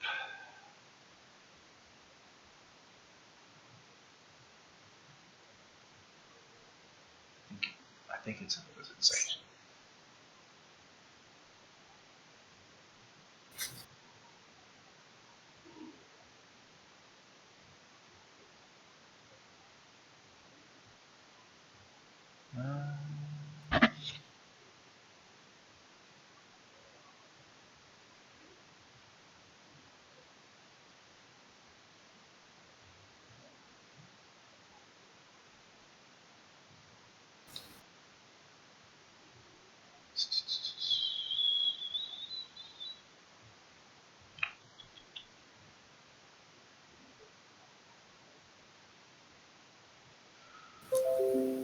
Having trouble finding it immediately. I think it's like 10 plus the spell's level, honestly. But I don't want to do it too high and then make you screw up your things.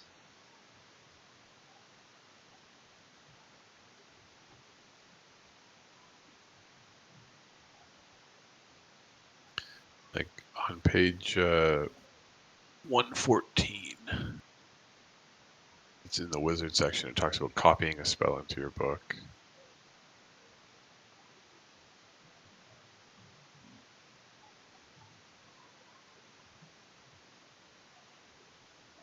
It doesn't have a check.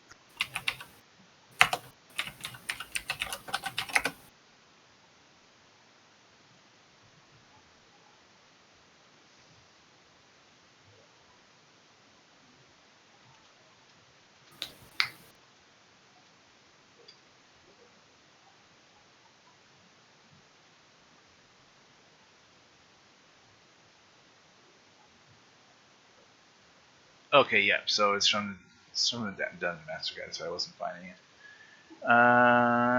The wizard spell can be copied, just as spells in a spellbook can be copied. Spells copied, spell code. The copy must on an intelligence arcana check equal to DC plus 10 plus the spell's level.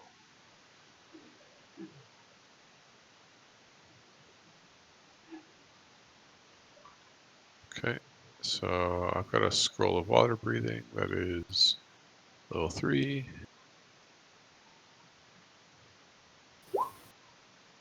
Ooh, yeah. It's a good one to learn.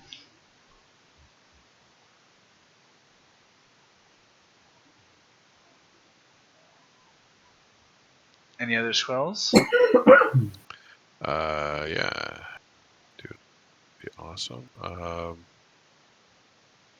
Just check what this one's level is.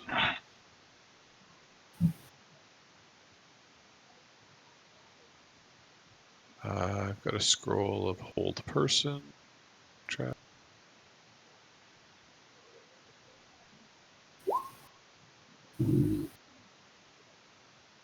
So the spell scroll, as you try to copy it over, is destroyed in the process and crumbles away. Oh, that was terrible. With I think I'm gonna try one more. Got a scroll of command, which is level Oh, one. 1. Yeah. So it's down. Okay.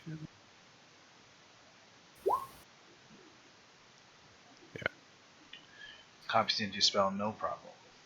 Alright. So command and water breathing. 2 check.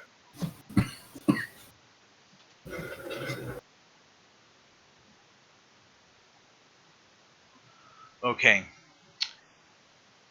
As you guys get close to Saltmarsh, and you get closer to the docks, you see some differences. You can see from further away, and with more clarity as you get close, there's a large kelp bed that is just outside of where the docks are.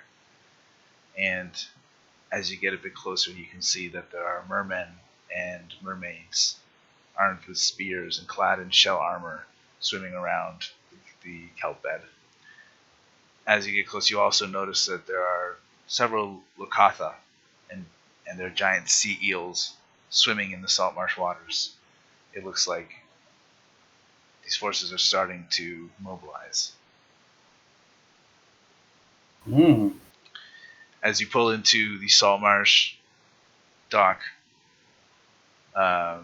you're met with a man in a tri-corner hat in fairly fancy clothes, accompanied by 2 town's guards.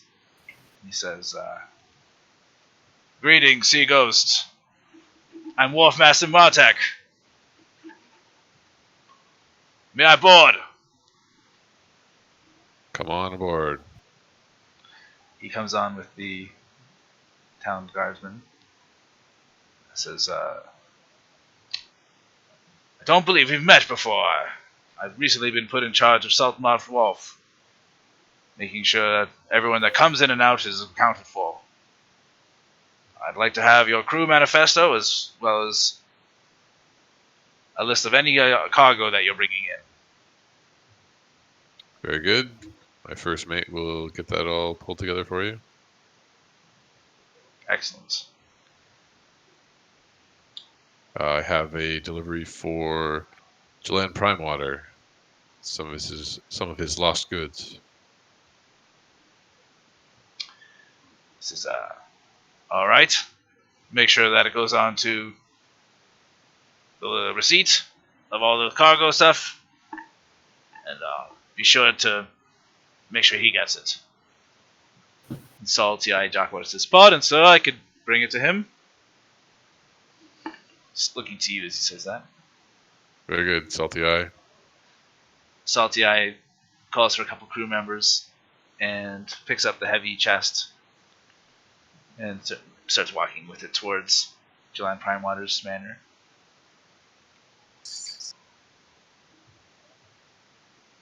Good old Salty Eye. Perhaps one of us should go with him? If you wish. Would it not behoove us to return the chest ourselves and have Salty Eye and the crew re-outfit the ship? They certainly know more about gathering supplies than we do. Well, they'll do that too.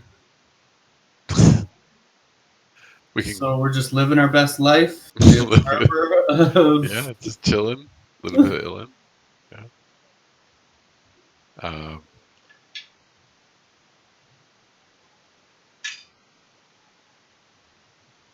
If you want to go with the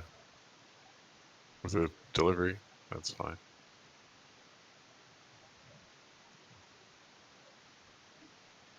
All right, I'll follow Salty Eye Jockwater. Alright, you catch up to Salty Eye Jockwater, who looks a little surprised that you're coming with him. And he goes into Julian Primewater's manor. So, talks to a nearby page and says, "Is Primewater here? We've got his crate." He looks at you and says, "Do you want to do the talking?" I was really hoping you'd just talk to yourself for a while. I suppose yes. After a moment, the page brings you up into Julian Primewater's very well decorated and very richly decorated office and says, Brynn Isosceles, wasn't it? That's correct. Some time. Has been too long, sir. The council has been asking about you and your companions. I'll let them know that you're here immediately. That would be excellent. We've been traveling quite a distance and up to many things since we last spoke. I understand you are no longer running the dock. There appears to be a new wharf master. You've met my employee, then. Ah, of course. My mistake.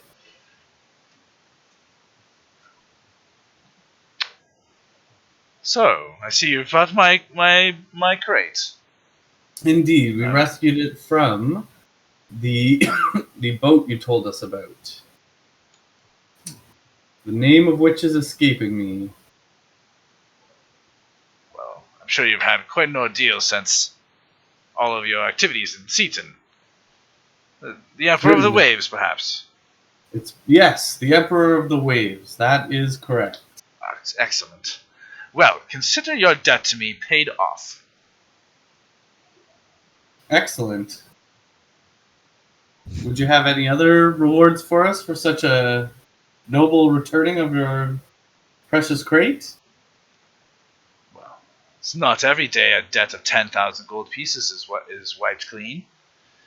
Indeed. It's a bit cheeky to ask for more, don't you think? Oh, not necessarily. It's also not every day that a large crate is returned from a sinking ship filled with horrible sea creatures. Nor is it every day that one receives a ballista for free. For free. Touche.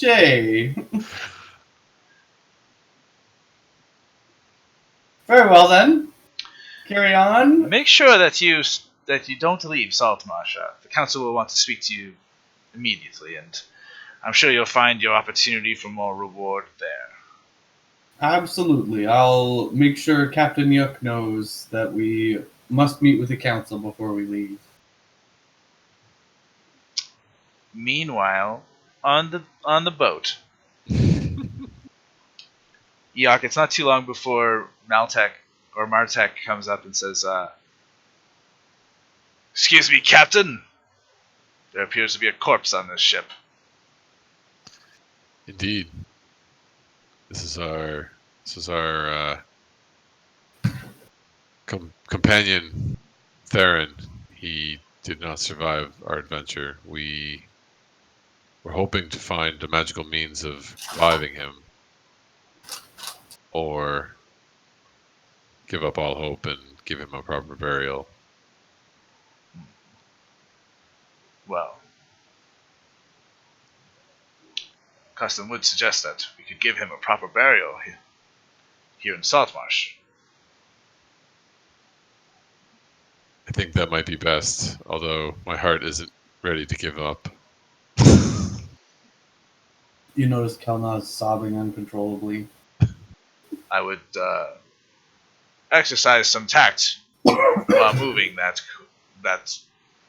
your friend. Very unsettling to the townspeople. Indeed, we should probably get a coffin for him to transport him properly.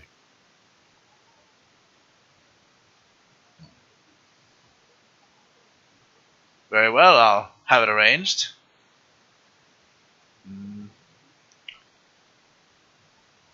Let's see. You can schedule the burning for perhaps later tonight. Do I know if that's what he would have wanted? Make a religion check.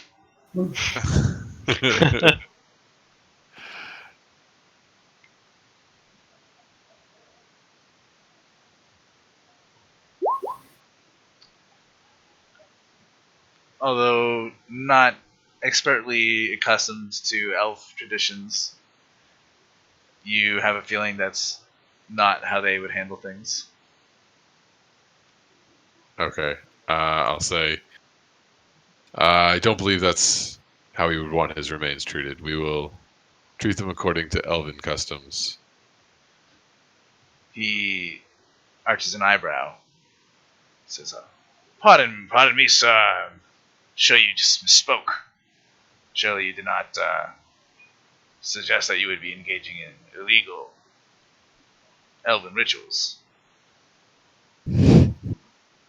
Certainly not illegal. However, Well, of course, a man of your intellect and traveling knows that all elven traditions and rituals are strictly forbidden.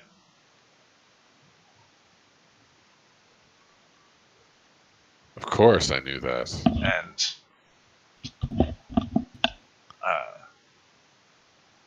it would be customary for an elf to be what's that word I'm thinking of? To be burned. Although perhaps he could. My memory is not what it used to be, and he starts moving his fingers together. He says, I have an allergy to gold that makes me forget things. I really walked myself into this one. I give him a small pouch with 20 gold pieces. He weighs it and says, No, my memory is still quite clear.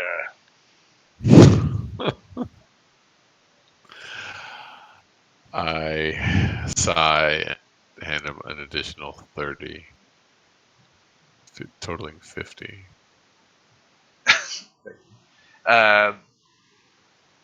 He weighs and says,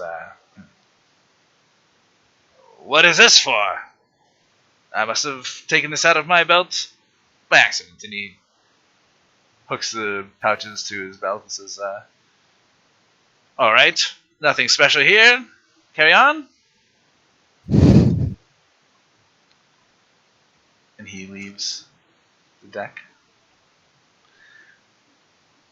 Around this time, Brynn, are you going to leave the manor, or do you have anything further to say to Dylan? I'll leave the manor and start heading back to the ship Alright.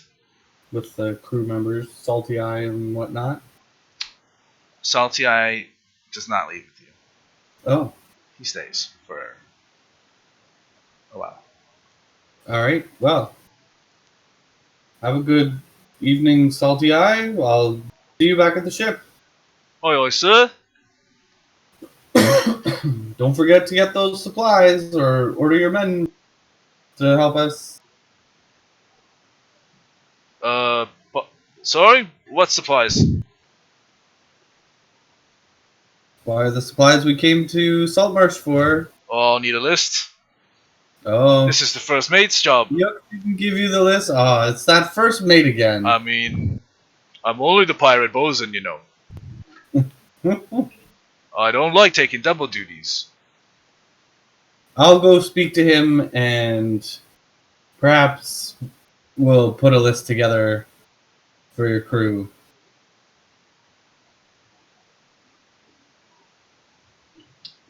He nods. I head out.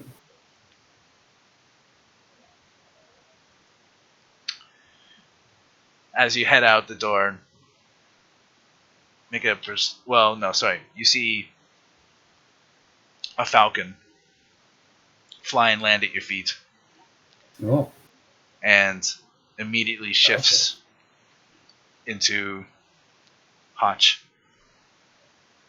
He says, Hotch. Where the Brynn, heck have you been? where the heck have you been? I have been searching all over for you. Were you on vacation or something? My God. Oh, we were deep into an adventure, let me tell you. I bring message from Army. He has sensed the passing of Taden. He says it is time to bring him to the court of King Yosef in Queen Aquitania. He wants me to bring you to a nearby hill where the power of Moraganor is strong. Ah, the power of Moraganor. That would be most suitable for our friend Theron. Let me go. Come with me, and we'll tell the rest of the group and get him to where he needs to be. Hotch takes a moment, and you see him shrink down about a foot, and his dark bluish purpley skin turns into a more darker brown skin color. Looks more human, and he walks through the town with you to the ship. Captain Eikooc and Kelnozz. It's nice to see you again. Good to see you too, Hotch. How are you doing? Oh, I just flew in and my wings are tired, you know? I said I was searching for you all over the land. Where were you? We were clearing the abbey for the elves. The island is ready for them. This makes sense. I told Brynn that I come with message from Aramin. He says it's time to bring Theron back to home, to the First Gardens. Will you come with me to the hill? Of course. We must hurry. It must be tonight. Okay. I guess we need to transport Theron in a crate or something, like so that people can't see that we're transporting a body, and don't think that necessarily it's a dead body. Already walked down that weird path.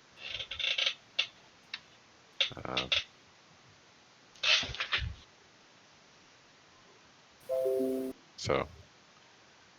Okay, we will go. We will put Theron to rest. Okay. And we will call that a night. Sounds like a plan.